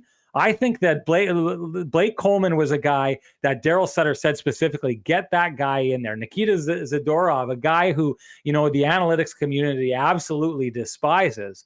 But they go and they bring in a guy like that to get that edge. So there's a little bit of a change in philosophy that you can see is done there, and it is centered around Daryl Sutter and how Daryl Sutter expects his team to play, how he expects them to compete, how he wants them to play. So if there's a belief in this Winnipeg Jets roster to this day, and we heard just a couple weeks ago from Kevin Cheveldayoff that that's there, my guess is Mark Chipman would feel the same, because they've been fairly in lockstep throughout the time that they've been in the organization here. You need to get someone in here who is going to fundamentally change the philosophy of this group and start adding some pieces that bolster that philosophy, because right now it's not working. We're starting to see the same thing. And the more I think about it, Huss, the more I think what we're seeing from this team is the same thing that we saw from them last year when they ended up 14th out of 16 teams making the playoffs, and I believe 15th in the league overall. So middle of the road team last year. The year before that, as they went into the bubble, they were just outside of the playoff picture looking in. So what we're seeing from the Winnipeg Jets this year, which feels like a massive drop-off because we thought that this team was going to be competing from a cup, it's actually just a tiny drop off of where they've been the last couple of years. Maybe, just maybe, what the Winnipeg Jets have been over the last two seasons is exactly what they always were and what they are this season as well. Well, and if that's the case, because, I mean, let's face it, they've benefited from Vezina-level goaltending from Connor Hellebuck for the better part of the last 5 years. And if having one of the best goalies in the league and all of this talent gets you to the bubble of the playoffs, I mean, do you really have a roster that's in that? I mean, I think there certainly is an argument that maybe, many have overestimated it, or they're just, this team, the sum is not greater than the parts on an individual level. And, that's something that, I think we'll spend plenty of time breaking down. But I mean, you mentioned the last couple seasons. I mean, for me, Sean, honestly, I mean, you've been covering this team for a long time. I mean, for me, this goes back to basically New Year's Day of 2019. I mean, the first half of that 2018 season, coming off the trip to the conference finals, I mean, this team was one of the best teams in the National Hockey League. I'm pretty sure they were second overall at New Year's in that year. And the second half of this season, something went rotten within the Winnipeg Jets. And I think it was more in the dressing room, really, than it was on the ice. I mean, you knew this team had the talent. And, they continued to skid through that second half of the year. It didn't seem like anyone was happy. They bow out to the St. Louis Blues in the first round. We all remember those exit interviews that year, and I'm not sure they've ever really recovered from that. And listen, they made some significant moves, I think, to try to change that. It'll be up for everyone's opinion as to how well that worked. The Laine trade may be the biggest part of all of that. But to be honest, I think we still see so many, well, certainly a lot of the same players are around. Certainly the same leaders are around. I know the coach changed a couple months ago. But it's been more the same, basically, with some ups and downs, but very middling performance, nowhere near to the potential that most people believe that this group's capable of over the course of the past 3 seasons, including the second half of a year that everyone thought that they were a legit cup contender after going to the conference finals the year before. I'll take it a step further than what you're saying. You're saying New Year's 2019. I truly believe that they went to that conference final, thought that they should have won the Stanley Cup, and labeled themselves in their own minds as the heir apparent in the NHL, and went out the beginning of that 2018-2019 season. There's 2 things that I always think about from them. One, they had a cakewalk of a schedule. I remember they went through 21 games and had played like only 5 teams above the playoff line for the first quarter of the year. So one, I thought that their schedule was inflated, but 2, in that year, if you go back, that was when the Jets would fall into a hole, not look that good, and then come out in the last 10 minutes of the game and score their way out and win the game. That's when that started. I remember, Huss, I went into the dressing room and I said something to one of the players about that, about them just kind of sitting back and kicking it up whenever they needed to. They were extremely upset with me that I'd suggested that. I think that they were upset because there was an element of truth to that. I think that the Winnipeg Jets started flaunting their talent, didn't necessarily respect their opponents enough, and would go out, and we've seen it a ton of times. We almost saw it just a couple games ago against the Edmonton Oilers, a no-show, then you pour it on in the last 10 minutes and pull out a victory. And what did we always hear time and time again from the team, from the coach? Oh, the resiliency of this group, the fight back. Yeah, that existed. That's true. But boy, oh boy, when you constantly dig yourself into a hole or allow your opposition to spot a 3-goal lead on you, one, I don't think it's very respectful to the game and to your opponent, but 2, eventually that's going to catch up with you. I think 2019 was, 1, a harder schedule, but 2, other teams raising their level, and the Winnipeg Jets had not been taking it seriously, and they weren't ready to raise their level when everyone else was. And then I think that kind of attitude has plagued this team ever since. We've seen it far too much. We saw it last season abundantly. How many times did the Winnipeg Jets mail it in the beginning of the game and come back and win the game? It's seen far too often. I hate those wins when the Jets pull them off, because they come out afterwards and they don't ever address the fact that they didn't show up. They just celebrate the fact that they pulled it off. And one, I just think it's the wrong attitude. I think that this team felt that they were the heir apparents in the NHL coming out of the 2018 playoffs. It never materialized. They never worked. They never collected an attitude to understand how hard it was going to be to get back there, and that's why I think they've been treading water. Yeah, well, I mean, listen, you bring up some great points, and there's definitely some truth to that. I mean, I think the Jets, as I said, as you got into January of 2019, were right up at the top of the Western Conference. They had like an 8 or 9 point lead in the Central Division. And it was even with the fans too. It was like, all right, let us know when the playoffs start. It's like, okay, they're ready to go back. And they sort of just went through the motion, but there was something much more than that. And I think Nicole brought this up in the chat. Like, do you remember what their deadline acquisition was that year? Matt Hendricks, the director of morale, to come in. And I mean, that move more than anything told us everything we needed to know about like what was going on with his team. I mean, and we didn't know exactly what it was, but you knew that if they're going to get Matt Hendricks back to probably not play, but just be in the room, there's much more to it than what's happening on the ice. And I'm not sure they've ever entirely fixed it. Many people will say, hey, listen, they kind of made their bed. It was Maurice, it was Wheeler, it was Scheifele. Those were the guys. It was all about them, and everyone else was sort of around them. And hey, if it works, great. You've gone all in on those players, and they've, made you look smart.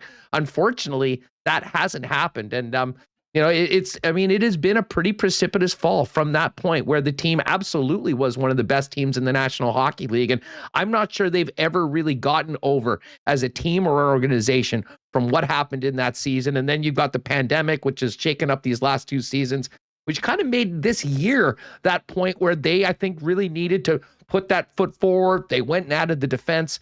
And that's added to the disappointment and borderline apathy right now from people that have just been stunned, actually, at the lack of any sort of success and consistency of a team that certainly on paper, to many of us, thought was capable of doing much more than they've done so far this year. Well, and you wonder about introspection as well, because the one thing that I will say, I was flabbergasted last season when the Jets came out of, the year they stumbled towards the playoffs. They came back, they knocked off the Edmonton Oilers in 4 straight games in a series that, they beat them 4 straight games, and we're not going to take anything away from them. But 3 of those games went to overtime, and the Edmonton Oilers, to this day, we can see it, are a clearly flawed team. Like, they've got exposed nerves that if you lean on those nerves, you can get to the Edmonton Oilers. And then I thought after they got through that and then got destroyed by the Montreal Canadiens, the way that they talked, not just their players, like the word on the verge of being a dynasty comment by Connor Hellebuck, which I just thought was just, it just seemed so tone deaf at the time after what they'd come out of. But even from the general manager, who took that example of them making it to the final 8 and put them in a category with, the Tampa Bay Lightning, and put them ahead of teams like the Florida Panthers, who'd lost in the first round. I just thought that was kind of ignoring the issues that were at play. And I just wonder, self-reflection is necessary if you are going to get over anywhere in the league. And if you think about the Tampa Bay Lightning, the self-reflection they had to go through to decide that they were going to go get, guys like Pat Maroon, and a whole bunch of tough guys on the back end to kind of Blake Coleman, another player, Gaudreau for them, like certain players that were not their style, but they needed to change. I mean, that happens only after self-reflection. And I didn't hear any of that, kind of waving the flag. We still did this. We still did that. Like the Tampa Bay Lightning weren't talking about, but what a great season we had, when they got knocked out in the first round by the Columbus Blue Jackets.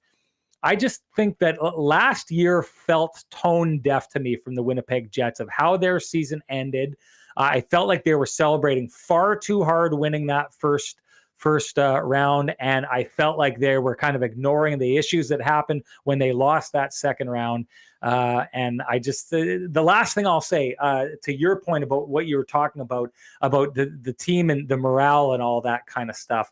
Blake Wheeler had come out and said like the pressure of winning the cup that year in 18-19 really got to him. And that he wasn't having fun with it. And he, I think it was with Sarah Oleski in a preseason interview on TSN, where he talked about his need to kind of like, have more fun. I think this team is right back to that. I don't think that they're having fun. And no, it shouldn't be fun to be losing the way that the Winnipeg Jets are in a spot that they're in right now. But this just does not strike me as a group that really enjoys going to the rink. And when that happens, it is hard to compete. Never mind compete to the level that we know that they have to get to, which again is one of the top 5 teams in the NHL. That's the pace they got to hit. Boy, it's hard to hit that when you're miserable going to the rink. Yeah, no doubt about it. I mean, it's even harder to dig out of a hole when you're adding an extra few feet below the surface to get things going, and not helping. Rennie, this has been a lot of fun. Great show last night, folks. Check it out, the replay, if you haven't done it. Now, normally this would be your Thursday show coming up at 3, but a couple weeks off, and you do have Sheldon Kennedy. Just give a quick plug for what you guys have going on. Yeah, March 10th at 3:00, we will resume with our long form show. We're going to get Sheldon Kennedy on. Super excited to talk to him. Clearly, he's got Manitoba roots going way back. I played senior hockey against his brother for a number of years, so I can't wait to talk about that with him. His association with the Winnipeg Jets and what they're trying to do, and bringing respect into sport and a safe environment for players. Tons of stuff to talk about. So we're looking forward to that on March 10th, and I really appreciate you giving me the opportunity to plug it, Huss. Right on. He didn't even get a wake up. Wasn't that a nice half hour to just be chatted Jets? Have a great one, dude. I'll look forward to the show tomorrow night after the Avs game.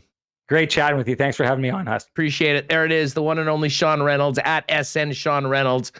Rennie of Kenny and Rennie fame. All right, we are going to check in on the Moose with our guy Dan Fink. Well, cheers to the Moose. Big weekend coming up. Couple afternoon games. Might be a great time to maybe pop down, take in a game, and then head on down the street to Little Brown Jug down on William Avenue. If you haven't checked out Little Brown Jug, it's just a great spot. Tap room, brewery, amazing facility there in the Exchange District. And it's the spot where you can pick up the iconic 1919, the Brute IPA, the Double, or the Winter Variety Pack, and so much more. And if you aren't leaving the house right now because it's just too damn cold, Little Brown Jug does deliver Wednesdays, Fridays, and Saturdays. Get your order in online at littlebrownjug.ca. Briar gets going next week. Our pal Reed Carruthers, Mike McEwen, and Team McEwen ready to represent the brown and gold in the Buffalo at the Briar. Of course, Princess Auto, proud sponsors of Team McEwen and Curling Coast to Coast, as well as sponsors of Winnipeg Sports Talk. Princess Auto, of course, is the place where you'll find the best deals on the most unique assortment of tools and equipment around. Everything you need to complete the projects on your list or start something new is at Princess Auto. Visit them at one of their 2 local locations, or you can shop online 24/7, 365 at princessauto.com. And our friends at Boston Pizza, now bars open a little later. I know a little bit of a later game tomorrow night might be a great way to kick off the weekend, though, getting together with some friends, some gourmet pizza, some Boston wings, couple schooners, and the Jets and Avs on the big screen. Of course, your local Boston Pizza is waiting for you for all Winnipeg Jets action. And if you are staying at home, you can always just hit them up online at bostonpizza.com. Check out their great game day deals, order online, and get it hot and fast delivered to your door.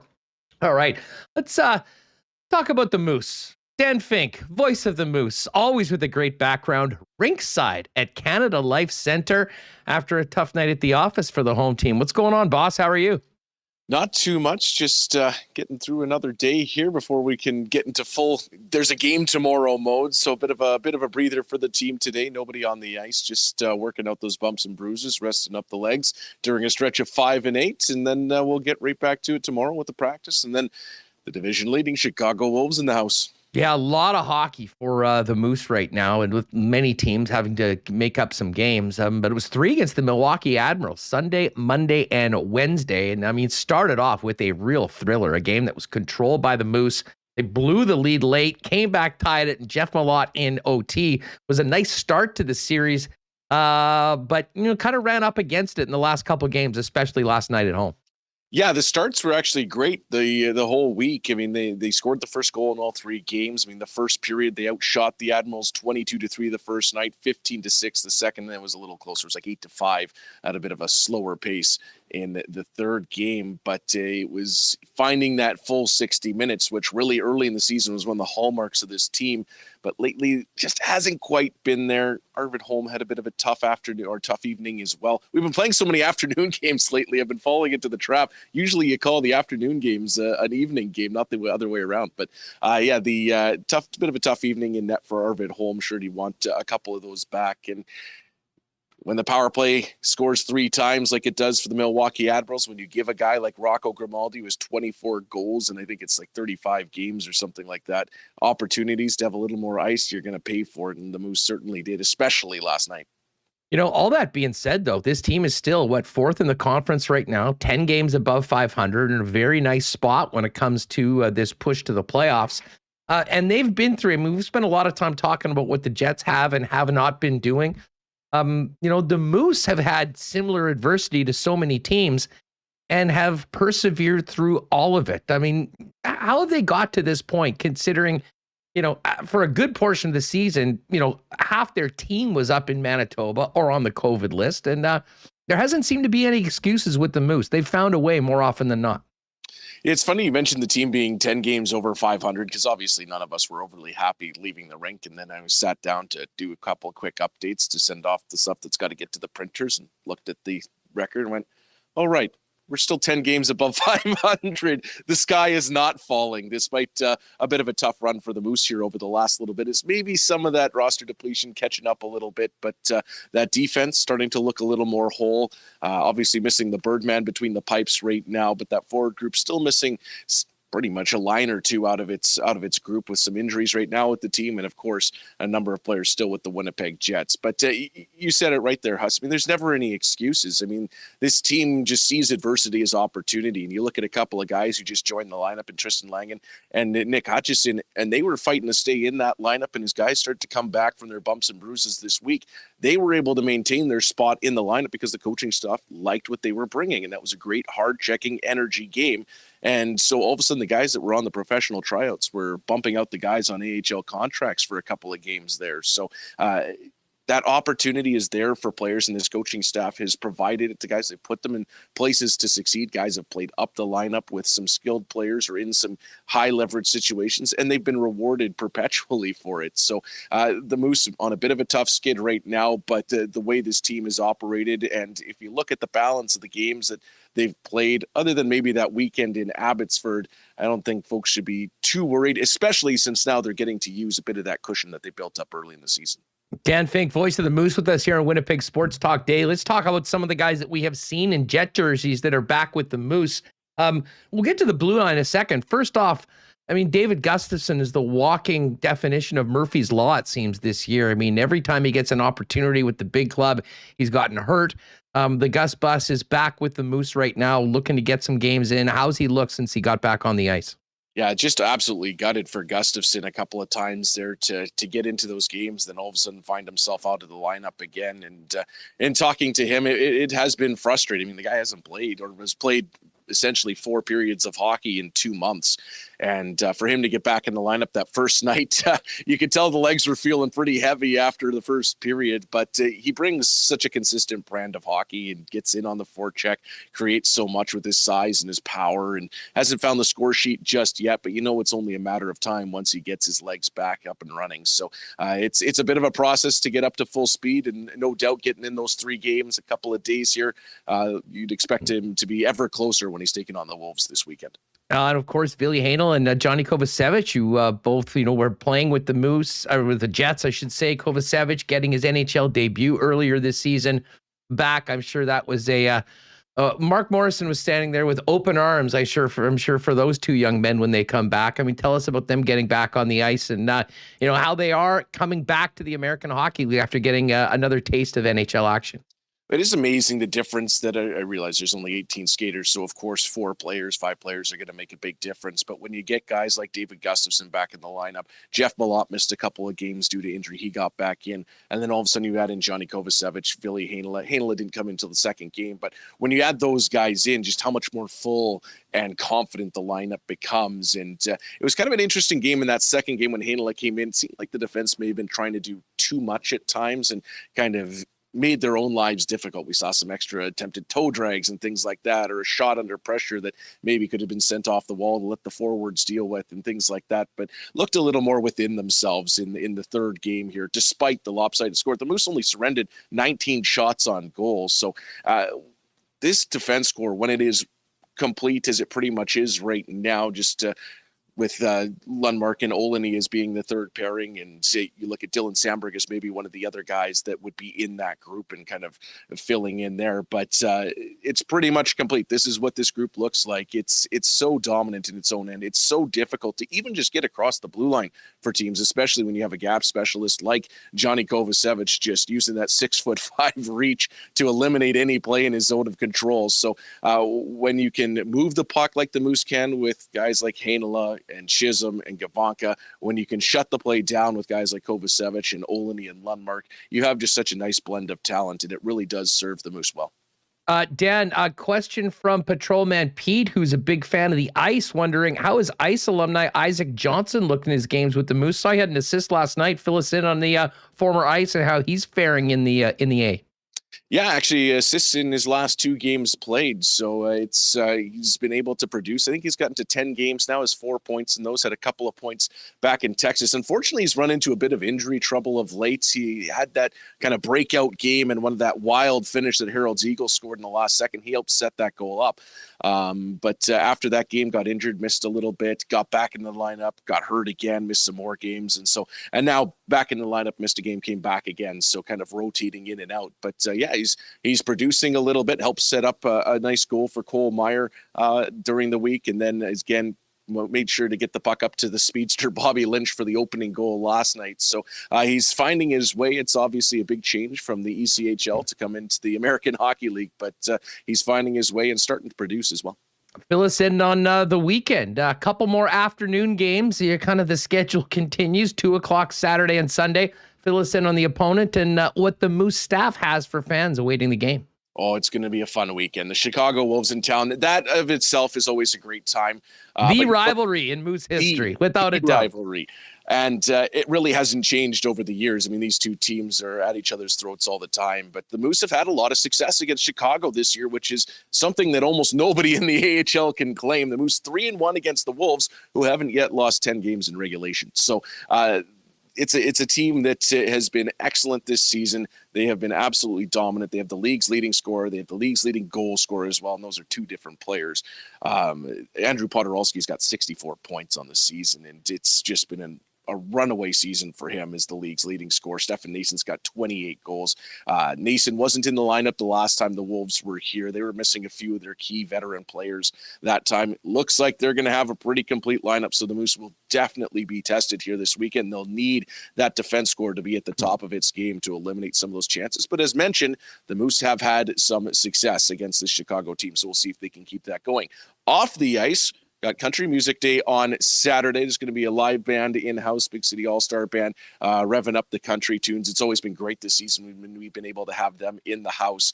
The atmosphere is incredible. So really looking forward to that. So get your boots, your hats, and we'll see you on Saturday. And then, of course, I forgot to bring him with me, but one of the most incredible bobblehead likenesses that I've seen in a while in the Cole Perfetti bobblehead giveaway coming up on Sunday. First 3,000 fans in the building will receive that. It's also the Project 11 game. So there's a lot going on this weekend, but that Project 11 game going to be really cool. They'll have a Zumba instructor in the house for the intermissions, which was a blast the last time we did it. Get some mental health tips as well for the kids. And the work that Project 11 does is so important. So it's really cool to have them out to the game and really put the spotlight on all the great work there. Yeah, if you're with us on YouTube, you just saw that Cole Perfetti bobblehead. And full disclosure, I saw that tweet that it actually came out, and I remembered our conversation at the game last week, and I'm like, oh, probably breathing a lot easier because there was a missing order of 3,000 Cole Perfetti bobbleheads that I'm sure were keeping you guys up at night, but they're here and they're ready to go for the weekend. Yeah, they just keeping things interesting. With everything that's gone on, of course, the bobbleheads show up a little late and get a little close, but we stuck with it. We held to our guns. We were rewarded for it when they showed up yesterday. Very excited Moose office when they cruised in, and then they looked incredible. So that's always the added bonus. Finker, keep up the great work, man. Thanks for doing this, and maybe we'll see you at the rink on Saturday and Sunday. Thanks a lot, Huss. Moosehockey.com/tickets to get yours. We'll see you at the rink. Appreciate it. There it is. Daniel the Fink on Twitter. That is the voice of the Manitoba Moose and our good friend Dan Fink live from Canada Life Center. Stick around. If you do want to go to one of those games, we'll have a chance for you to win very shortly. You might have to fire up the WST Wheel of Winners in just a moment for some tickets for the games on the weekend. Hey, I saw our pal DQ Nick was in the chat earlier. As he's done his Mexican taco tour, seemed like he was having quite a good time away, but he is back because there's lots going on at the Nick and Nikki DQ group. 4 locations: DQ Niverville, DQ Northgate, DQ Polo Park, and the DQ over on St. Anne's. And they're busy right now because they are firing out massive improvements to their already elite burger lineup. New buns, patties, sauces, and more.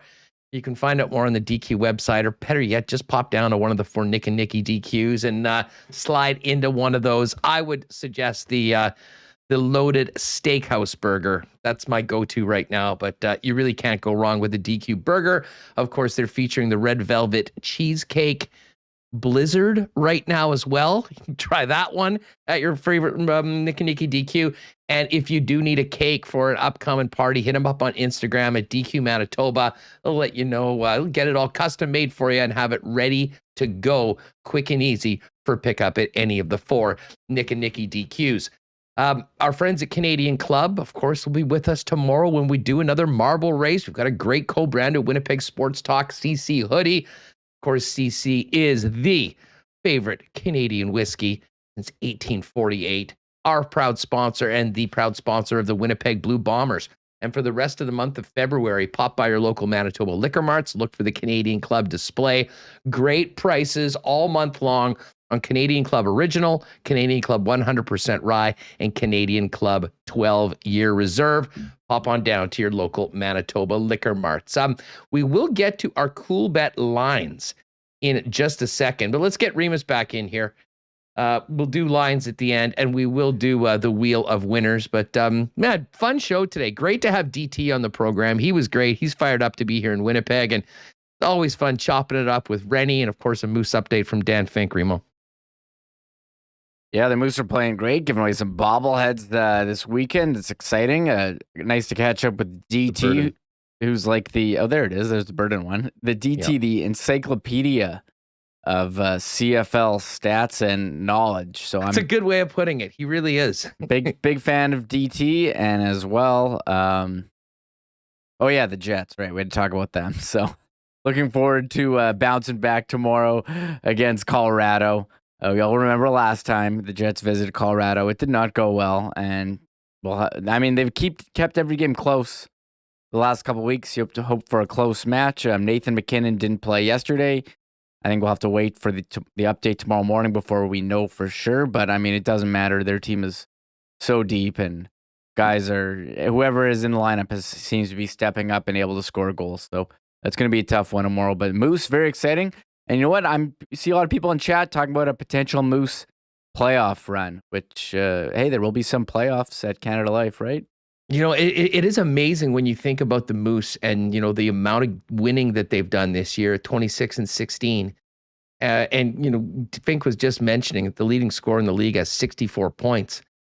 Leon Gavanka is the top scorer on the Moose with 26. And then you got Jeff Malott, the top forward, at 22 points. Now, obviously, there's some players that, were on the roster before. Cole Perfetti, who had 15 and 17 games. He's not there anymore. But it's just been different guys all year long chipping in, and no one's running away with everything. No one's setting the league on fire. But they're all just coming together as a team and winning games. And it is in such a stark contrast to what's happened with the big club so far this year. But, man, a huge credit to Mark Morrison for what he's done first year behind the Moose bench. Because I think, a lot of those excuses, if you will, or things that could, that have legitimately held a lot of teams back, the Moose have been dealt with in spades and yet have continued bringing on new players. The job Craig Heisinger's done, bringing in guys to replace the players coming up, especially in maybe the most difficult year ever to do that, has been really impressive. And it should be a fun weekend with some great promos going on for the 2 afternoon games at the rink. Yeah, Big City All-Star Band, big fans of them, and bobbleheads. Did you say Zumba was being done at one of those? Did I hear that correctly? Did he say that? Sorry, say it again? You say Zumba was one of the... Yeah, they're going to have a live Zumba instructor there, so maybe there'll be some intermission Zumba for everyone that's taken part. That's awesome. All right. That'll be neat. I'll tell you what, can you set up the thing for some tickets? I can set up. We want exclamation ticket. Let's do exclamation tickets. Because I didn't change it last time. It messed it all up. And this is how it's going to work, folks. We've got a pair of tickets for Saturday and a pair of tickets for Sunday. So how about we go the first winner? We'll give them the choice. And then we can probably just spin it again, right? And give the other pair out? Yes, I can spin it twice. Okay, excellent. So you take a look at the chat when you see it. Am I hitting start on the giveaway? You may as well. Yeah, let's get them in there right now. We'll give people a couple minutes to do it. So 2 p.m. Saturday and 2 p.m. Sunday. Whoever wins the first pair will have their choice of which game they want to go to, and then we'll spin it again and give the Sunday or Saturday tickets to the second place. So just take a look in the chat. There it is. It's open. Pair of tickets for Manitoba Moose this weekend. Exclamation mark tickets. Yeah, do it. I see Oleg. Sorry? I was going to say, I will say, if you're in here putting in the draw, make sure you hit the thumbs up, hit the subscribe, and also, if you're going to take part in the giveaways, please follow us on one of the other social medias. A lot of good stuff on our Instagram. We're on TikTok, daily stuff going out on there. So help us out. Give us a give us a follow and a like. Huge goes you a long got it. way. Sorry, I had to get that in. No, thank you for doing that. At Sports Talk WPG, Instagram, Twitter, Facebook, and TikTok as well. Remis and our team have been putting out some funny content from the program.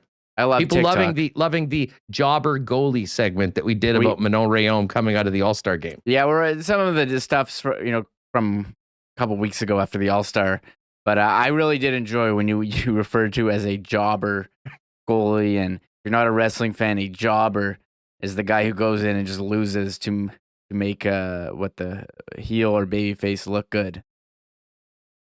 That's exactly what happened in the breakaway competition. But anyways, we digress. Exclamation mark tickets. We'll give you a minute or so to get those in. Let's meanwhile take a look at the Coolbet lines for tonight in the National Hockey League. Very busy night. Red Hot Patrick Laine and the Blue Jackets are in Florida to take on the Panthers, a huge underdog at plus 335. Panthers coming off just their fourth home loss of the year, blowing a 3-1 lead a couple nights ago to the Nashville Predators. You got the Washington Capitals in New York to take on the Rangers at MSG. Rangers a minus 123 favorite. Pittsburgh heavy favorite, minus 294 at home against the New Jersey Devils. Leafs minus 145 at home against the visiting Minnesota Wild. And Dallas Stars right back in action after last night's game. They're in Music City to take on the Preds. Predators minus 152 favorites.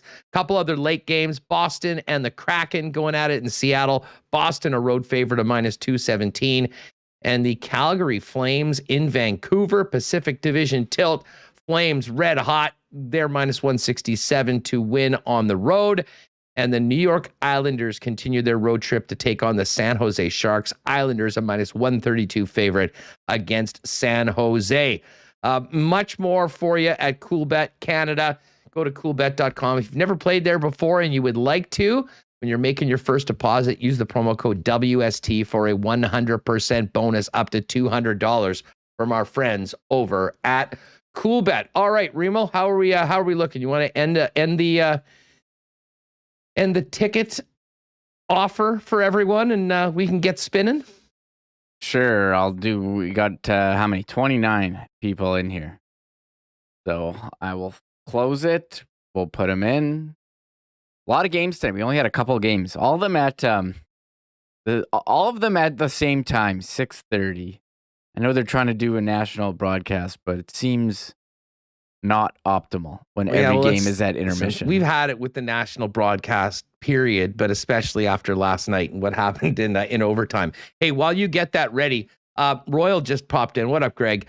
Ovechkin is in the top 5 trending right now across the world. He may need to make a statement. Wow, how politics creep into sports.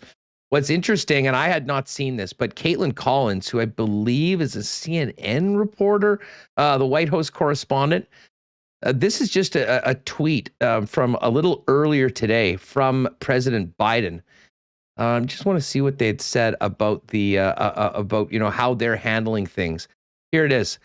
Every asset they have in America will be frozen, President Biden says, noting they will add names of elite figures in Russia to the sanctions list as well. And I'll be honest, the first name that came to mind is Alex Ovechkin. I mean, he's a longtime supporter of Putin, has been a guy that has really promoted him throughout, and it's been quite controversial, but for the most part, hockey fans, I mean, no one's paying attention to politics on the other side of the world. That's a little different right now with the invasion of Ukraine. So I'm sure at some point he will be asked questions. I'm not sure whether he will say anything, but I'm even more interested as to, as such a guy that is seen to be as close to Putin as it is, whether, they look at someone that spent so much time in America, but, is still Russian and goes back to Russia as someone that might be, that might get some sanctions as well. What a crazy time we're living in. Glad we won't be spending too much time on this, but still thinking about the people in Ukraine. All right, Remo, let's get the wheel of winners out here and give away some Moose tickets for the weekend. Sure, let's fire this thing up. 1 second. Here we go. I got all the names in there. You want me to just do one spin here? Yeah, give a spin right now, folks. Again, we've got a pair for Saturday and a pair for Sunday. Whoever wins, I hope you're here. You can let us know which game you want, and then we'll spin the other one for the other pair. So we're in 2 draws. Here's the first one. Winner gets their choice of which game on the weekend they'd like to go see the Moose play. All right, here we go.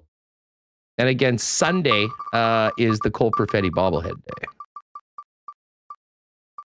Who do we got? Is it BA? It's Bartholomew. Bartholomew, where are you? Congratulations. You won the tickets. Just write in the chat, if you would, which game you want. Hopefully. Very close. Very close to our guy, BA. He was right there. Bartholomew. Well, I'll take him out of the thing for the next one. Okay. That's Hopefully nice. he is in here. Yeah. Bartholomew, you just entered. Where are you? You were able to put exclamation mark Bartholomew Simpson. Yes. Bartholomew, where are you? I'm not sure. We may have to do another one. We may have to do. Well, we may not. Either way, you can spin it right now. Here's our second winner. And if Bartholomew wants to let us know which game he is going to take. Oh, there he is. Bartholomew, yeah. You want Saturday or Sunday, pal? Yeah. Let us know. There he is. It's a bit of a delay, Huss. Oh, he says Sunday. Please. There you go. Okay, perfect. Okay, so here is a pair for Saturday, courtesy of our friends at the Manitoba Moose. Spin her away, pal.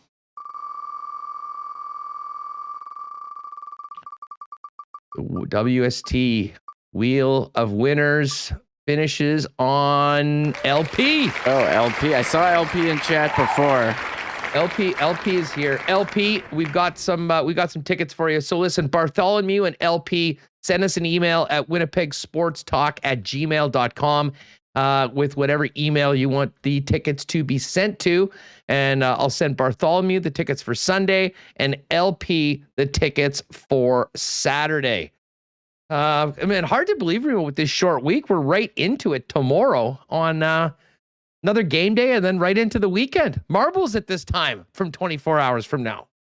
Oh, yeah. I'm getting fired up. Even though, it's like the day after a Jets game, you're all like angry and stuff, but I'm still going to be I'm going to forget about it tomorrow morning. I'm going to wake up and be like, all right, it's game day. I'm fired up. It's a new day.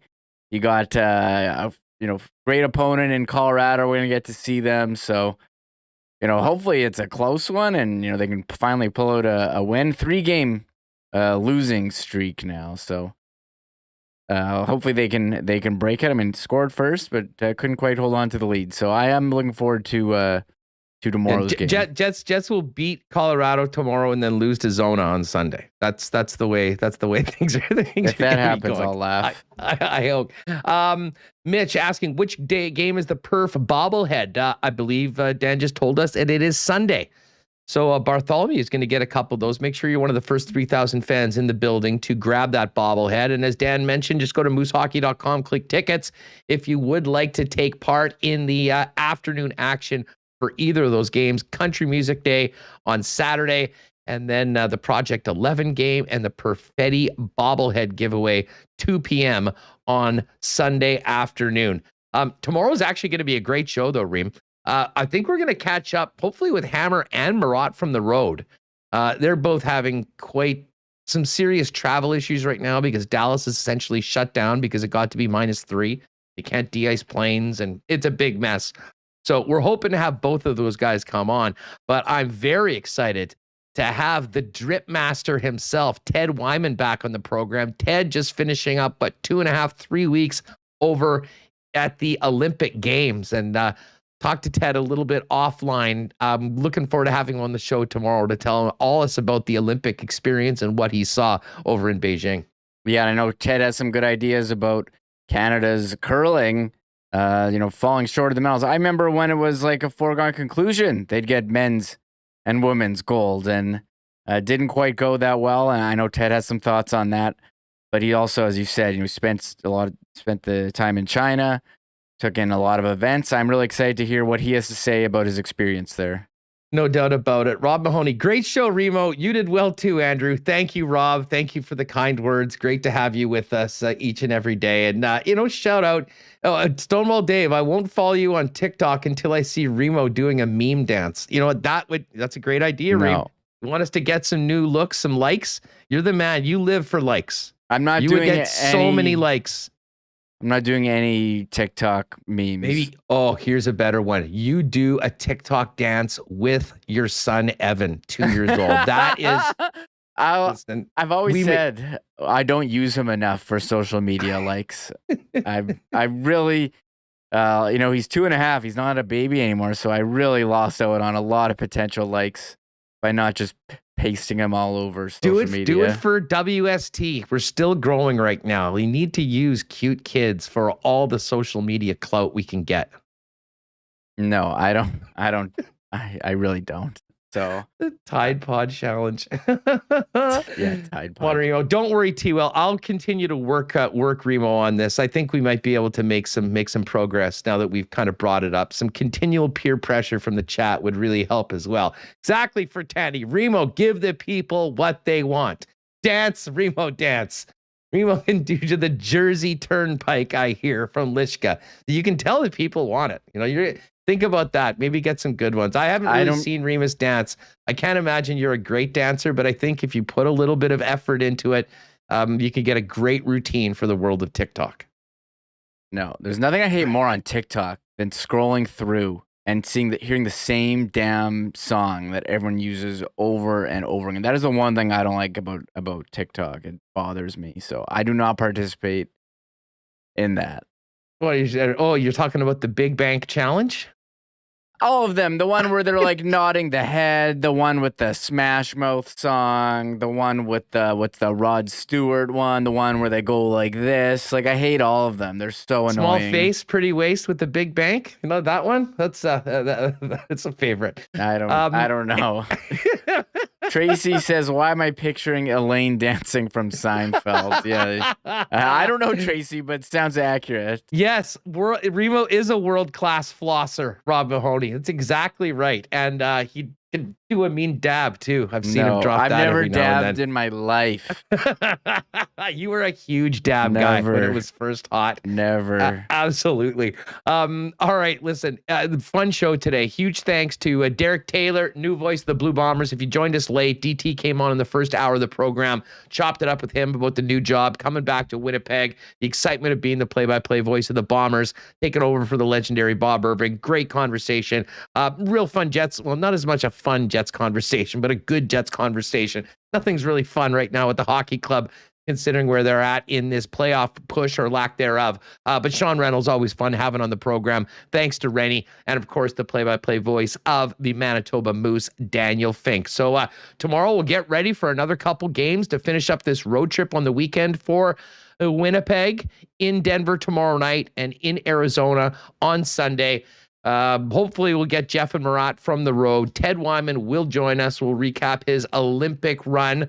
We talk a little curling, get his thoughts on the Jets as well, and get you ready for a big weekend. And of course, make sure you're there at the end of the program if you're with us on YouTube for another edition of our Winnipeg Sports Talk Marble Race. For Michael Remis, I'm Andrew Paterson. Thanks to all of you for joining us today in YouTube. Thanks to everyone listening on the podcast, making us a part of your day.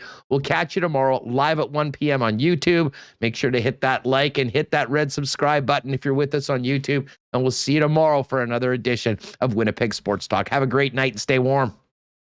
Oh my God! Oh! Shut it down! Let's go home! Thanks for tuning in to Winnipeg Sports Talk Daily. Make sure to subscribe on YouTube and your favorite podcast feed at winnipegsportstalk.com.